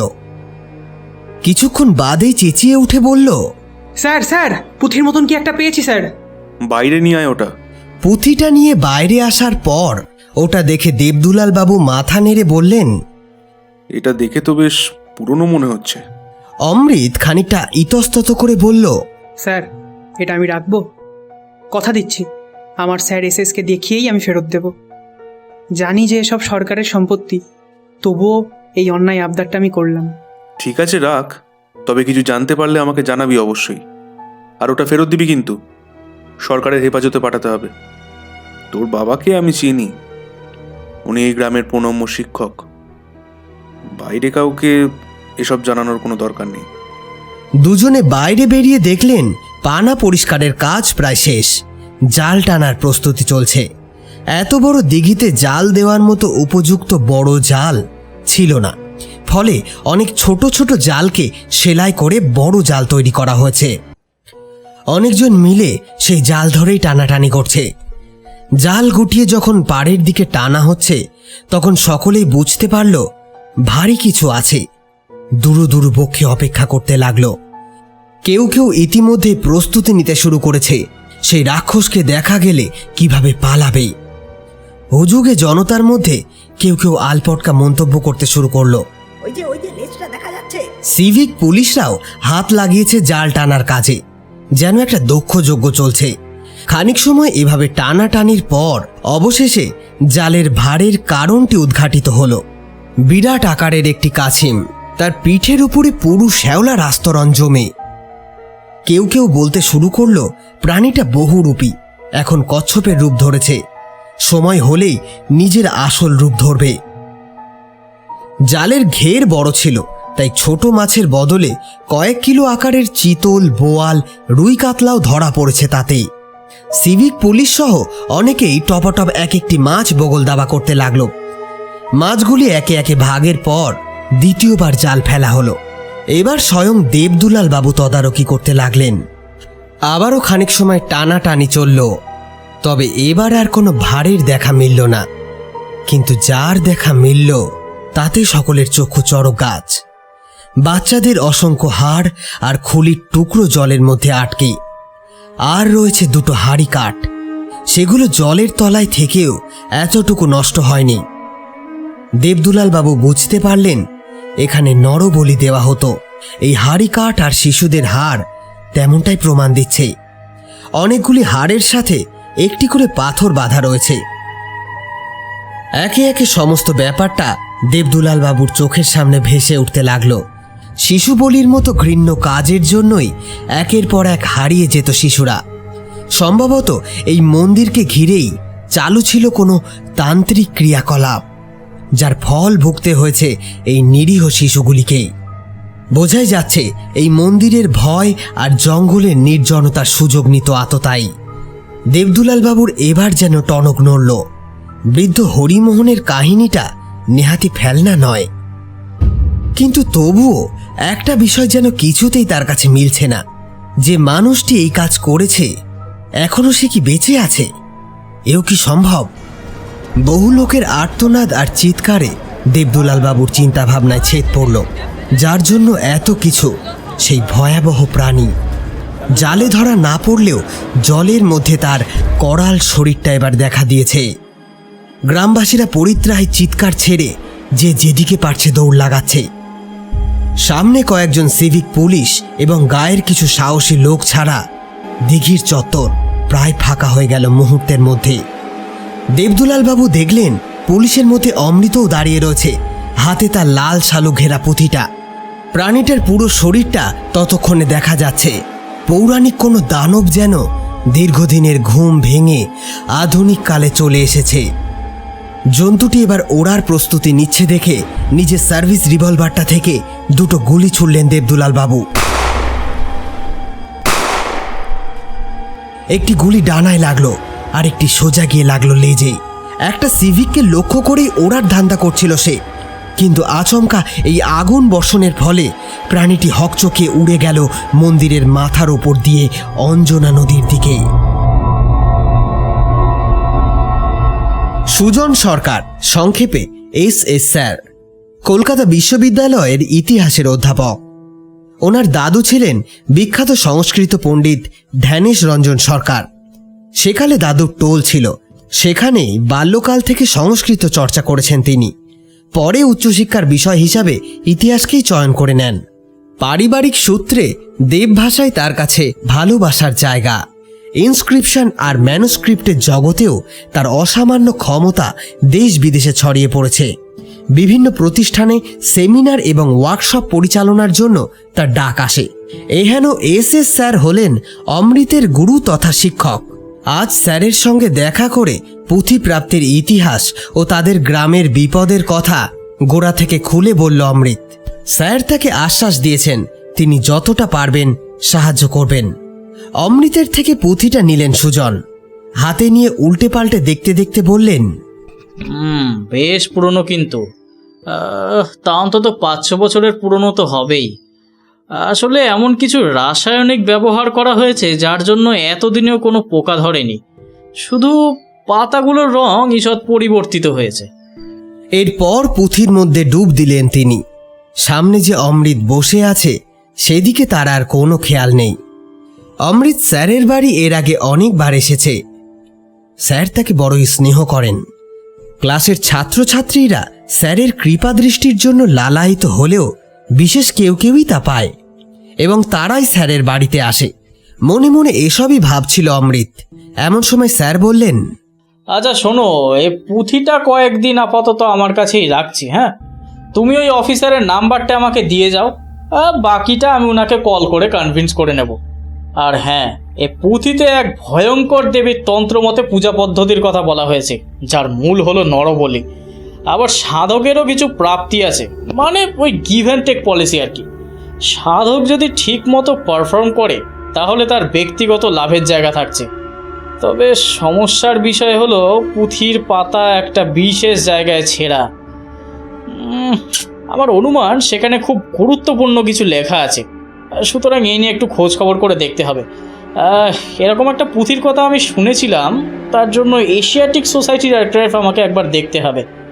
তোমাদের বাড়ি যে জায়গায়, সে জায়গায় অতীত বেশ প্রসিদ্ধ, কিন্তু পন্তচ আদিবাসীদের বাস ছিল ওখানে। পরে বৌদ্ধদের প্রভাব বেড়ে যায়, মানে বজ্রযানীদের কথা বলছি। ওই অঞ্চলের মাটি খুঁড়ে বহু নিদর্শন পাওয়া গেছে ব্রিটিশ আমলে। তুমি তো এগুলো জানোই। এখন দেখতে হবে এই ছেঁড়া পাতায় আর কি আছে, তাহলেই এই সমস্যার সমাধান করা সম্ভব।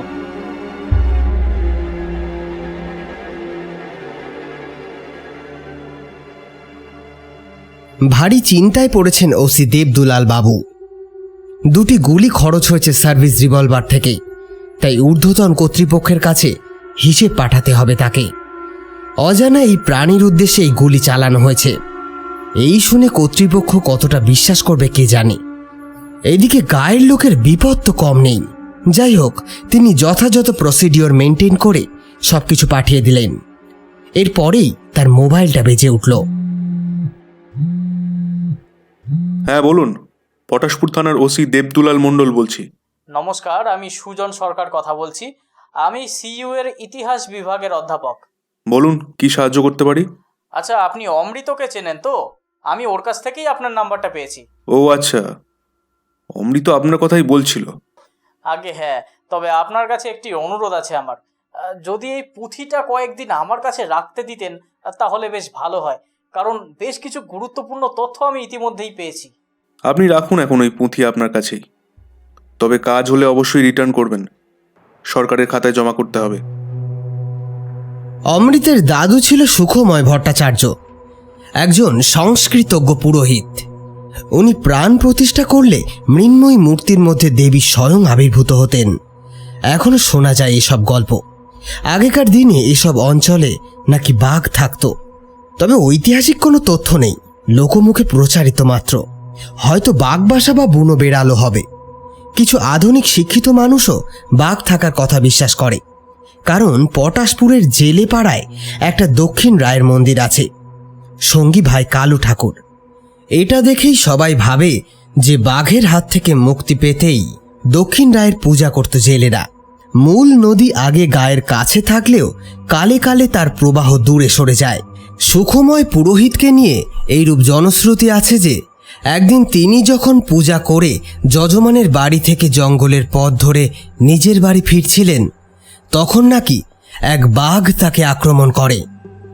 তবে তার মন্ত্রোচ্চারণে সেই বাঘ শুধু বশীভূতই হয় না, তারপর থেকে মাঝে মাঝেই পোষা পশুর মতো ওনার সাথে নাকি দেখা করতে আসত। এহেন পুরুতের ছেলে শুভময় হল বিদ্যালয়ের শিক্ষক, তিনিও সংস্কৃতজ্ঞ। বাবা শুভময় ভট্টাচার্য তাই অমৃতকে বলেছিলেন, আগেকার দিনের পরিব্রাজকরা নতুনকে জানার জন্য বাইরে বেরিয়ে পড়তেন একদম খালি হাতেই, তবে সঙ্গে নিতেন শিক্ষা। যে দেশেই যেতেন সেখানকার ভাষা শেখার চেষ্টা করতেন। তাদের সেই চেষ্টায় সভ্যতাকে আরও বিস্তৃত করে তুলেছে, আর এই বিস্তারের একমাত্র সংযোগ মাধ্যম হল ভাষা। তাই সুযোগ পেলেই অমৃত যেন নতুন নতুন ভাষা জানা ও শেখার চেষ্টা করে। এইসব ভাবতে ভাবতে অমৃত কখন যেন ঘুমিয়ে পড়েছে। ভোরবেলা যখন তার ঘুম ভাঙল, মনে পড়ল রাতে কি যেন একটা স্বপ্ন দেখেছে সে। খানিক সময় ঝিম মেরে বসে থাকার পর স্বপ্নটা যেন অগোছালোভাবে মনে পড়তে লাগলো। গতদিনের মন্দিরে দেখা সেই ভয়ঙ্কর দেবী তার দিকে তাকিয়ে আছে। কি ভয়ঙ্কর সেই দৃষ্টি! মুখ থেকে গড়িয়ে পড়ছে শোণিত ধারা, চোখে জিঘাংসা, কিন্তু আশ্চর্য শান্ত স্বরে তার দিকে তাকিয়ে বলছেন, অমৃত, আমার যে বড় খিদে পেয়েছে অমৃত, তুই আসবি না আমার কাছে? আয় আমার কাছে আয়। এরপর অমৃত সারাদিনে আর কিছুতেই মন বসাতে পারল না। মাথার মধ্যে কেমন যেন একটা অস্বস্তি বোধ হচ্ছে। এভাবে গড়িয়ে গড়িয়ে গোটা দিনটা কাটল। সারা দিনে সে একটিও কথা বলেনি কারো সাথে। রাত হতেই তড়িঘড়ি খাবার খেয়ে ঘুমিয়ে পড়ল সে। রাতে আবার স্বপ্নে নরখাকি দর্শন দিলেন। দেবীর পাশে সেই দানব, সে দেবীর পায়ের সামনে স্থির হয়ে বসে আছে। দেবী অমৃতের উদ্দেশ্যে বলতে লাগলেন, আমার ডাক উপেক্ষা করিস তুই? এমন সাহস তোর? এরপর যা ঘটল সে দৃশ্য নতুন নয়। ইতিপূর্বে এইভাবে হারিয়ে গিয়েছে গ্রামের অনেক মানুষ। দেবীর ইশারায় সেই ভয়ঙ্কর দানব তাকে পায়ের নখে আটকে উড়িয়ে নিয়ে চলল বুড়ি দিঘির দিকে। খানিক সময় পর একটি শব্দ হলো, তারপর অমৃতের দেহটা একটু একটু করে তলিয়ে গেল বুড়ি দিঘির গভীর জলে। অমৃত আতঙ্কে চোখ খুলে ফেলল। এ কি, নাইট ল্যাম্পের বদলে আকাশে মিটমিট করা তারার দলকে দেখা যাচ্ছে কেন? পিঠের দিকটাও ঠান্ডা আর ভেজা ভেজা লাগছে। ধর্মর করে উঠে বসল সে। তারপর যা দেখল তাতে তার আত্মা যেন একেবারে মুখের কাছে চলে এলো। জলশূন্য ডাঙায় মাছের মতো খাবি খেতে লাগলো। অমৃত এখন শুয়ে আছে বুড়ি দিঘির জঙ্গলের মধ্যে, আর তার চোখের সামনে জলজল করছে নীলাভ দুটি চোখ।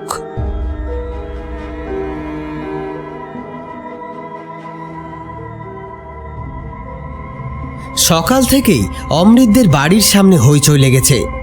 অমৃতকে পাওয়া যাচ্ছে না। রাতের বেলা নিজের ঘরে ঢুকে তাড়াতাড়ি দরজা দিয়েছিল সে। সকালে দেরি করে ওঠার অভ্যাসও নেই তার। তবুও 9টা বেজে গেলেও ছেলে উঠছে না দেখে বাবা দরজা ধাক্কাধাক্কি করেন। কাল বিলম্ব না করে দরজা ভাঙা হয়। তবে ঘরের ভেতরে কিন্তু অমৃতকে পাওয়া যায় না। এবার সকলের চিন্তা যেন আরো ঘনীভূত হলো। এভাবে একটা ছেলে হাওয়ায় তো আর মিশে যেতে পারে না। এক জানা আশঙ্কায় তাদের হৃদয় যেন বারংবার কেঁপে উঠছে। খানিক সময় পর পুলিশ এসেছিল বটে, তবে বিশেষ কিছু সুরাহা না করতে পেরে তাদেরকে ব্যর্থ হয়ে ফিরতে হয়েছে। অমৃতের বাবা শুভময় বাবু ওদিকে বিশ্ববিদ্যালয়ে ফোন করে এসএস স্যারের সাথে কথা বলেছেন। তিনি জানিয়েছেন আজ অমৃত বিশ্ববিদ্যালয়ে আসেনি। অগত্যা অমৃতের বাড়ির লোক একেবারে ভেঙে পড়লেন। এমতাবস্থায় ভগবানকে ডাকা ছাড়া আর কোনো উপায় নেই তাদের কাছে। এমন সময় ঘটল আর একটি ঘটনা। অমৃতের পাশের বাড়ি বাবলু কাকার মেয়ে রিয়া, 8 বছর বয়স তার। মেয়েটির অমৃতের সঙ্গে ভারী ভাব, তাই দাদা হারিয়ে যাওয়ার ফলে রিয়ার মনও খুব খারাপ। সময় পেলেই সে এ বাড়িতে এসে দাদার সঙ্গে খেলত। মনের দুঃখে সেও বিকেল থেকে অমৃতের ঘরেই বসে আছে। এ বাড়িতে তার অবারিত দ্বার। দাদার কাছেই রিয়া পড়ত। ছবি দেওয়া গল্পের বই তাকে পড়তে দিত অমৃত দাদা। নানা রাজকাহিনী আর ভূতের গল্পও শোনাত। দাদার ঘরে বসে বইয়ের পাতা উল্টাতে উল্টাতে এ সমস্তই ভাবছিল রিয়া। তার 2 চোখ বেয়ে অশ্রু ধারা গড়িয়ে পড়ছে। আর বসে থাকতে পারল না রিয়া। কাউকে কিছু না বলে সিঁড়ি থেকে নেমে রাস্তায় এসে দাঁড়ালো। তারপর নিজেদের বাড়ির গ্রিলটা খোলার সময় সে শুনতে পেল কে যেন তার নাম ধরে ডাকছে। রিয়া, এই রিয়া। পিছনে ফিরে দেখল অনতি দূরেই কদম গাছটার নিচে অমৃতা দাঁড়িয়ে রয়েছে। এদিকে আয়। রিয়াকে ইশারা করে বলল তার সঙ্গে যাওয়ার জন্য। রিয়াও দেখল দাদার মুখটা আগের মতো হাসি খুশি নেই। তবুও বিনা বাক্য ব্যয়ে দাদার পিছু পিছু চলতে লাগলো। কখন যে দুজনে মিলে বুড়ি দিঘির কাছে পৌঁছে গিয়েছে তা বুঝতেও পারেনি রিয়া। হঠাৎ সে দেখতে পেল কুখ্যাত সেই মন্দিরের সামনে দাঁড়িয়ে আছে সে। পথে অমৃত এতক্ষণ একটি কথাও বলেনি। এখন ধীরে ধীরে তার সামনে এসে বলল, তোকে আমি দেবীর সামনে বলি দেব।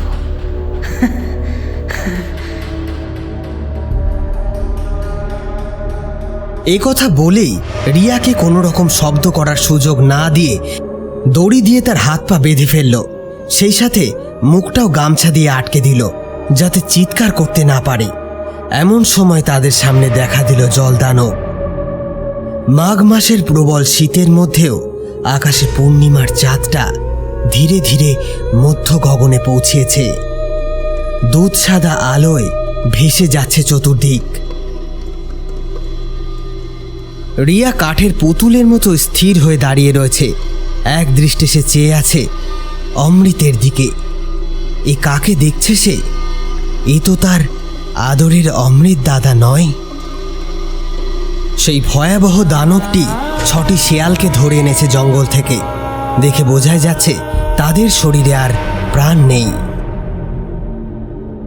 এবার যন্ত্রচালিত পুতুলের মতো অমৃত নৃশংসভাবে 6টা শেয়ালের মাথা কর্তন করে দেবীর সামনে একটা ছকের মধ্যে সাজিয়ে রাখলো একে একে। এই দৃশ্য দেখে রিয়া আর নিজেকে ধরে রাখতে পারল না। আস্তে আস্তে অজ্ঞান হয়ে ঢলে পড়ল মাটিতে। ইতিমধ্যেই কোথা থেকে একটা হাড়ি কাঠও জোগাড় করেছে অমৃত। এবার বলি দেওয়ার পালা। রিয়ার নেতিয়ে পড়া শরীরটাকে নির্বিকার চিত্তে টানতে টানতে হাড়ি কাঠের ওপরে চড়িয়ে দিল। মন্দিরের মধ্যে কোথাও আলো নেই। চাঁদের আলোতে যতটুকু দেখা যাচ্ছে তার মধ্যেই সমস্ত ক্রিয়াকলাপ চলছে। খড়গটা প্রস্তুত করে অমৃত যেই না মাথার ওপরে তুলেছে অমনি চারিদিক অন্ধকার হয়ে গেল। লুকোচুরি খেলার মতোই চাঁদ হঠাৎ লুকিয়ে পড়েছে কোথায়। তৎক্ষণাৎ অমৃতের মধ্যে দেখা দিল একটু চাঞ্চল্য আর বিস্মিত ভাব। বাইরে থেকে শোনা যাচ্ছে, ওম হ্রিং ভৈরবী ভদ্রাক্ষী সর্বজনবাক চক্ষু সত্য মনাংশী অজ্ঞানাধ্যকারত্ব মাছে মাছে মম শব্দানুগ্রহ জালং দর্শয় দর্শয়। অমৃতের হাত থেকে খড়গটা খসে পড়ল। শরীরটা কাটা কলা গাছের মতো ধপাস করে নেতিয়ে পড়ল মন্দিরের মেঝেতে। ততক্ষণে জলদানব প্রায় মন্দিরের চাতালে উঠে এসেছে। মন্ত্রোচ্চারণকারীকে ভালো করে আর দেখা যাচ্ছে না। ছায়ামূর্তিটি এবার চট করে মন্দিরের ভিতরে ঢুকে পড়ল।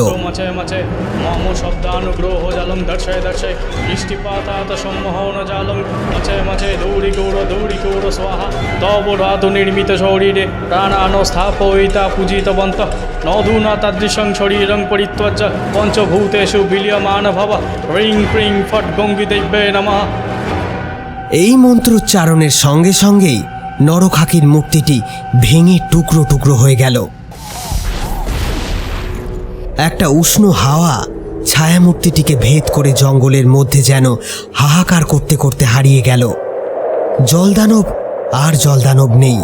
তার শরীরটাও আস্তে আস্তে এক মানব শরীরে পরিণত হয়েছে। মানুষটার নগ্ন দেহ যখন মাটিতে মুখ গুজে পড়ল তখনই দেখা গেল গাছপালার ফাঁকে টর্চের আলো।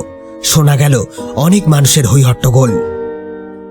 এবার ছায়ামূর্তিটি সেই আলোর মধ্যে বেরিয়ে এলো। রিয়ার অচেতন শরীরটা হাড়িকাঠ থেকে সরিয়ে মন্দিরের চাতালে এনে রাখল। অমৃতের জ্ঞান তখনও ফেরেনি। অমৃতের কোলে ছোট্ট রিয়া বসে আছে। অযোধ্যারায় কাঁদতে কাঁদতে অমৃত বারবার রিয়ার কাছে ক্ষমা চেয়ে চলেছে। এই দৃশ্য যে কোনো মানুষের কাছে হৃদয় বিদারক। রিয়ার তেমন কিছুই মনে নেই। তার শুধু এটুকুই মনে আছে যে সে দাদার পিছু পিছু জঙ্গলে গিয়েছিল। সেখানে দাদা বলেছিল তাকে বলি দেবে। এখন সে এইটুকু বুঝতেই পারছে সেদিন অমৃত দাদার কিছু একটা রোগ হয়েছিল। সেই জন্য রিয়ার কথা আর নিজের কথা বেমালুম ভুলেই গেছিল সে।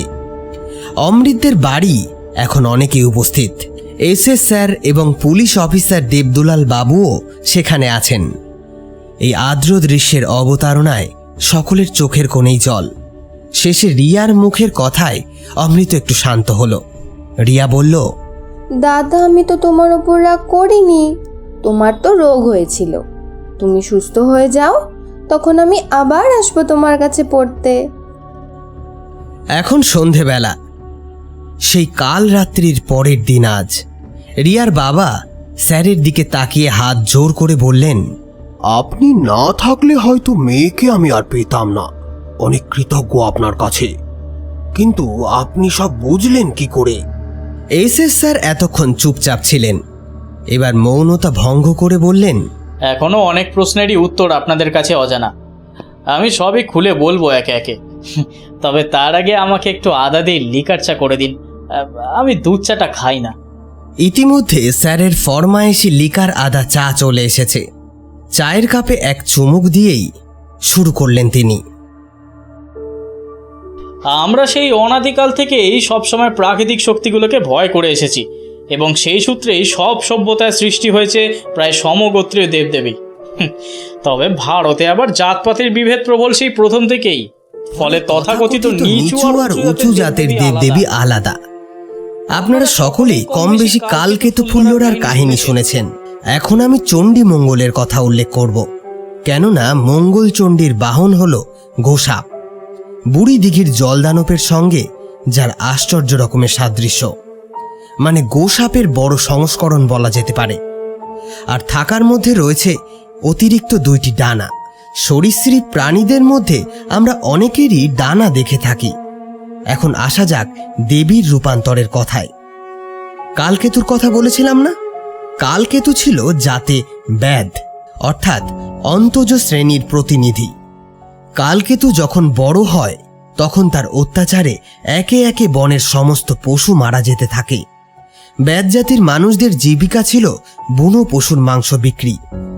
ফলে বনের পশুরা কালকেতুর অত্যাচার আর সহ্য করতে না পেরে উপস্থিত হলো চণ্ডী দেবীর কাছে। দেবী দেখলেন এই সুযোগ, যদি কোনোভাবে কালকেতুকে দিয়ে তিনি নিজের পুজো করাতে পারেন তাহলেই বেদ জাতির কাছে পুজো পাওয়া যেতে পারে। তবে শেষমেশ যা ঘটেছিল সেটা তো সকলেই জানেন। এইভাবেই বেদ জাতির আপন হয়ে উঠেছিল মঙ্গলচণ্ডী। বুড়ি দিঘির দেবীর ব্যাপারটা সম্পূর্ণ উল্টো। এখানে নিচু জাতের এক দেবীকে আপন করেছিল উঁচু জাতের মানুষ। এই দেবীর নাম গঙ্গী। বুড়ি দিঘির আশেপাশে ছিল সাঁওতাল পল্লী। এই দেবী তাদের উপাস্য, সাংঘাতিক ধরনের রক্তপিপাসু। সাঁওতালরা ভয়ের সঙ্গে ভক্তি মিশিয়ে দেবীর পূজা করত, আর সুযোগ পেলেই বাইরে থেকে মানুষ ধরে এনে বলি দিত। নিজেদের জাতের কাউকে তারা বলি দিত না কখনো।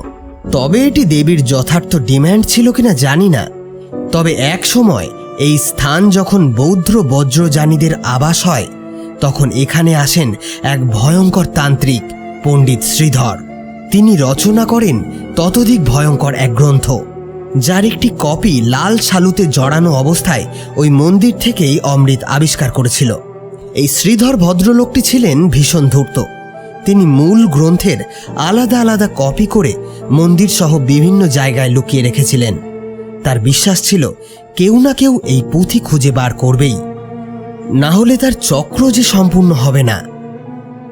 এখন এই চক্র মানে কি সেটা আগে বলি। চক্র মানে তেমন কিছুই নয়। ওই গ্রন্থে শ্রীধর যে অমরত্বের কথা বলেছিলেন তা কিন্তু কোনো স্বর্গ বা কোনো লোকের কথা নয়। এখানে অমরত্বের অর্থ দেবীর সাগরেদ হিসাবে বেঁচে থাকা। এ অবস্থায় দেহের কোনো বিকার হবে না, শুধু মানুষের শরীরটা পরিবর্তিত হয়ে যাবে মাত্র। আর এই প্রথম এই পরীক্ষা তিনি নিজের ওপরেই করেছিলেন। গঙ্গীর প্রাণ প্রতিষ্ঠার পর তিনি 11টি বালিকাকে বলি দেন। ফলে তার শরীর পরিবর্তিত হয়ে যায় জল দানবে। কিন্তু এই অমরত্বের মজা ঐচ্ছিক। তিনি এটাও লিখে গিয়েছিলেন, যদি 100 বছর বাদে দেবী জাগেন তাহলে যেইজন পুনরায় বলি দিয়ে দেবীর খিদে চুপ করাবে সেইজন জল দানবে পরিণত হওয়ার পর আগের জল দানব আবার পুনরায় মানুষের শরীর ফিরে পাবে। শ্রীধর নিজের মন্ত্রশক্তি পরীক্ষা করতে এত বড় ফাটকা খেললেও নিজের মুক্তির পথ তিনি প্রশস্ত করে গিয়েছিলেন। প্রত্যেক লুকোনো পুঁথির একটি করে পাতা তিনি ছিঁড়ে দেন। ফলে পরবর্তী সাধকরা অমরত্বের জন্য লালায়িত হলেও তারা অমরত্বের মানেটাই বোঝেনি। এই অমরত্ব আসলে এক অভিশাপ। তা থেকে মুক্তির পথ তিনি নিজেই খুঁজে নিয়েছিলেন। আমার বিশ্বাস এই ব্যক্তি সম্ভবত এখনো জীবিত আছেন এবং নিজের ক্রিয়াকলাপ অতি গোপনে চালিয়ে যাচ্ছেন। এখন স্বভাবতই আপনাদের মনে প্রশ্ন জাগতে পারে, এ কথা আমি বলছি কি করে। আসলে পাপ বাপ কেউ ছাড়ে না, আর সবকিছুরই একটা শেষ আছে। অনেক কপি পুঁথি তো তিনি তৈরি করেছিলেন, কিন্তু যে পাতাগুলো ছিঁড়ে দেওয়া হয়েছিল তার একটা অংশ ভুলবশত অমৃতের আবিষ্কার করা পুঁথির মাঝে কোনোভাবে ঢুকে যায়। পড়ার সময় আমি পাতাটার অগ্রপশ্চাৎ মিল খুঁজে না পেয়ে বেশ অবাক হয়েছিলাম, কিন্তু শেষের দিকে পৌঁছেই বুঝতে পারি যে গড়বড়টা কোথায়। ওই পাতাতেই লেখা ছিল পরবর্তী বলিদানকারী হোতার জল দানবে পরিণত হওয়ার কথা। এখন প্রশ্ন উঠে আসছে যে এই দেবীর উপরে বৌদ্ধ প্রভাব থাকা সত্ত্বেও পুঁথিটা কেন সংস্কৃতে লেখা? এটার কোনো পরিষ্কার উত্তর আমার হয়তো জানা নেই। তবে অনুমান করে বলা যেতে পারে যে সেই সময় এই বৌদ্ধতান্ত্রিক ধর্মের প্রতি অনেকেই আকৃষ্ট হয়েছিল, বিশেষ করে এই ধর্মে উল্লেখিত এই জাদুটোনার জন্য। শ্রীধর ব্রাহ্মণ হয়েও কোনোভাবে এর প্রতি আকর্ষিত হন। ফলে এই দেবীকে নিজের উচ্চ সাধনা প্রক্রিয়া ও মন্ত্রশক্তির প্রভাবে জীবন্ত নরখাকি তৈরি করেন। আমার তো কালিদাস রায়ের সেই লাইনটি মনে পড়ে যাচ্ছে, মানুষ দেবতা গড়ে তাহারই কৃপার পরে, করে দেব মহিমা নির্ভর। বুড়ি দিঘির নরখাকি গঙ্গি আর সাধকের নৃশংসতা যেন মিলেমিশে একাকার হয়ে গিয়েছে। তন্ত্র আমাদের দেশে কখনো ভালোবাসার সমর্থক হয়নি। তান্ত্রিক দেবদেবীদের ভয়ানক চেহারা আর অমানবিক ক্রিয়াকলাপ সাধারণ মানুষের কাছে কখনোই প্রিয় হয়ে ওঠেনি, বরং চিরকাল এক রহস্যময় আবরণ দিয়ে ঢেকে সাধারণের কাছে অস্পৃশ্য করে রেখেছে। পঞ্চমকারের তাড়নায় নিচু মানের মারণ উচাটনের সাক্ষী থেকেছি সর্বদা। যারা যথার্থ সাধক, কুলকুণ্ডলিনীকে যারা জাগ্রত করতে পেরেছেন, তারা কখনো পাদ প্রদীপের আলোয় আসতে চান না। এবার আপনাদের মনে হতে পারে যে আমি কিভাবে অমৃতকে রক্ষা করলাম। সহজ ব্যাপার, কাঁটা দিয়ে কাঁটা তুলেছি। দেবীর আর একটা গুণ ছিল, যখন আর কোনো উপায় থাকতো না তখন উপযুক্ত কাউকে সম্মোহিত করত। আপনারা তো পিসি সরকারের ট্রেন ভ্যানিশ করে দেওয়ার গল্প শুনেই থাকবেন। সেখানে অলৌকিক কিন্তু কিছু ছিল না, মাস হিপনোটিজমের ব্যাপার। এখানে কিন্তু অমৃতকে সে সম্মোহিত করে বলিদান প্রক্রিয়া চালু করার চেষ্টা করেছিল। আমিও উল্টো বিদ্যা প্রয়োগ করে ওর সম্মোহন কাটিয়ে দিই। এই বিদ্যা আমি পুরনো তান্ত্রিক গ্রন্থ থেকে পেয়েছি। ঋষিকেশে গিয়ে এক সাধুর কাছে এর হাতে কলমে প্রয়োগও দেখে এসেছি। এই জগতে যা কিছু ঘটে তা বাস্তব বুদ্ধিতে হিসেব মেলে না অনেক সময়। আমি শিক্ষিত হয়েও তাই মন্ত্রশক্তিকে একেবারে অস্বীকার করতে পারি না। এরপর আপনারা দেখলেন দেবীর মূর্তিটি ভেঙে চুরমার হয়ে গেল, অর্থাৎ দেবী কিন্তু ভ্যানিশ করে গেলেন। আর এটা হওয়ার কারণ সবকিছুর যোগ ঠিকঠাক ছিল। পুঁথিতে এই দেবীকে মন্ত্রশক্তির মাধ্যমেই মুক্ত করার কথা লেখা ছিল, তবে নির্দিষ্ট যোগ ছাড়া এটা হয়তো সম্ভব হতো না। গতকাল ছিল মাঘী পূর্ণিমা, আবার পূর্ণগ্রাস চন্দ্রগ্রহণ। এই দুয়ের যোগের কথাই শ্রীধর বলে গিয়েছিলেন। তিনি জানতেন যে আগামী 500 বছরে এই যোগ একবার আসবে। তখন কোনো না কোনোভাবে কেউ যদি ওই মন্ত্র উচ্চারণ করে, তাহলে দেবীর মৃন্ময়ী মূর্তিতে প্রতিষ্ঠিত প্রাণ পঞ্চভূতে বিলীন হয়ে যাবে। তবে গত রাতের যোগটি যদি মিস করতাম, তাহলে এই দেবীর হাত থেকে মুক্তি পাওয়া হয়তো আর সম্ভব হতো না। বলাই বাহুল্য, দেবীর বিনাশের সাথে সাথে তার সাগরেদ সেই জল দানবেরও মুক্তি ঘটেছে। আমার ধারণা, এই যে ভদ্রলোক জল দানব থেকে মানুষে রূপান্তরিত হলেন, তিনি প্রায় 200 বছর আগে এখানেই থাকতেন। এখন হয়তো ওদের বংশের আর কেউ বেঁচে নেই। আমি খোঁজ নিয়ে জেনেছি ওনার নাম শ্রীকৃষ্ণ মুখার্জি। এই দীর্ঘ 200 বছরে ওনার হয়তো মুক্তি হয়নি, আর না হওয়ারই কথা। অমৃতের থেকে শুনেছি প্রায় 100 বছর বা তার আগে এক সাধককে মন্দিরের মধ্যে মৃত অবস্থায় পাওয়া গিয়েছিল। নিয়ম অনুসারে একাদশতম বলির সময় ব্রাহ্মণ কন্যাকে বলি দিতে হয়, আর তা না পাওয়া গেলে দেবী সাধককেই হত্যা করে তার হৃৎপিণ্ড ভক্ষণ করেন। তিনি অসফল হয়েছিলেন, তাই ওই শ্রীকৃষ্ণবাবুর মুক্তি হয়নি জলদানবের হাত থেকে। কথা শেষ করে একটা হাই তুলে সোফায় গায়ে এলিয়ে দিল সুজন। সুজন বাবুর প্রতিটি কথাই যে একেবারে শতভাগ সঠিক, সেটা ইতিমধ্যেই সকলেই বুঝতে পেরেছে। আর শ্রীকৃষ্ণ মুখার্জির কথা এই গ্রামের সবথেকে পুরনো লোক হরিমোহন বাবু শুনেছেন। সত্যি অনেক বছর আগে তিনি এখানেই থাকতেন। জলদানব অবস্থায় রূপান্তরিত হওয়ার পর সেই অভিশাপ থেকে এই তার মুক্তি হলো। এত বছর তার শরীরে বা তার দেহে কোনোরূপ পরিবর্তন আসেনি, যেন সময়কাল তার জন্য থেমে গিয়েছিল।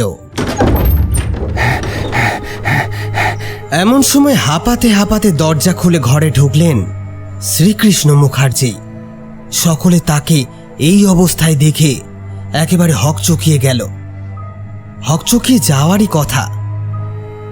ইতিপূর্বে শ্রীকৃষ্ণ মুখার্জির ব্যাপারে তারা কিছুই জানত না, কিন্তু এখন তারা দেখছে প্রায় 200 বছরের পুরনো একটি মানুষ তাদের সামনে দাঁড়িয়ে। এও কি সম্ভব? এবার শ্রীকৃষ্ণ বাবু হাঁপাতে হাঁপাতে বললেন, বাবা বাবা বাবা তুমি আমাকে রক্ষা করেছো বটে, কিন্তু কিন্তু বিপদ এখনো সমাপ্ত হয়নি বাবা। সে কি? আপনারা শুনছিলেন দেবাশিস দাসের কাহিনী অবলম্বনে নরখাকি দেবী। গল্পটি কেমন লাগলো কমেন্ট বক্সে জানিয়ে যেতে ভুলবেন না। এছাড়া যে সমস্ত শ্রোতা বন্ধুরা এখনও আমাদের চ্যানেলটিকে সাবস্ক্রাইব করেননি তারা অতি সত্বর চ্যানেলটি সাবস্ক্রাইব করে বেল আইকন প্রেস করে দেবেন।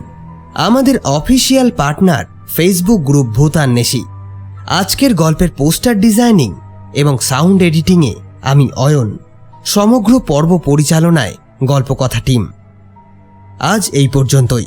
পরবর্তী সপ্তাহে দেখা হবে আবারও কোনো নতুন গল্প নিয়ে। ততক্ষণ সুস্থ থাকুন, শুনতে থাকুন গল্পকথা।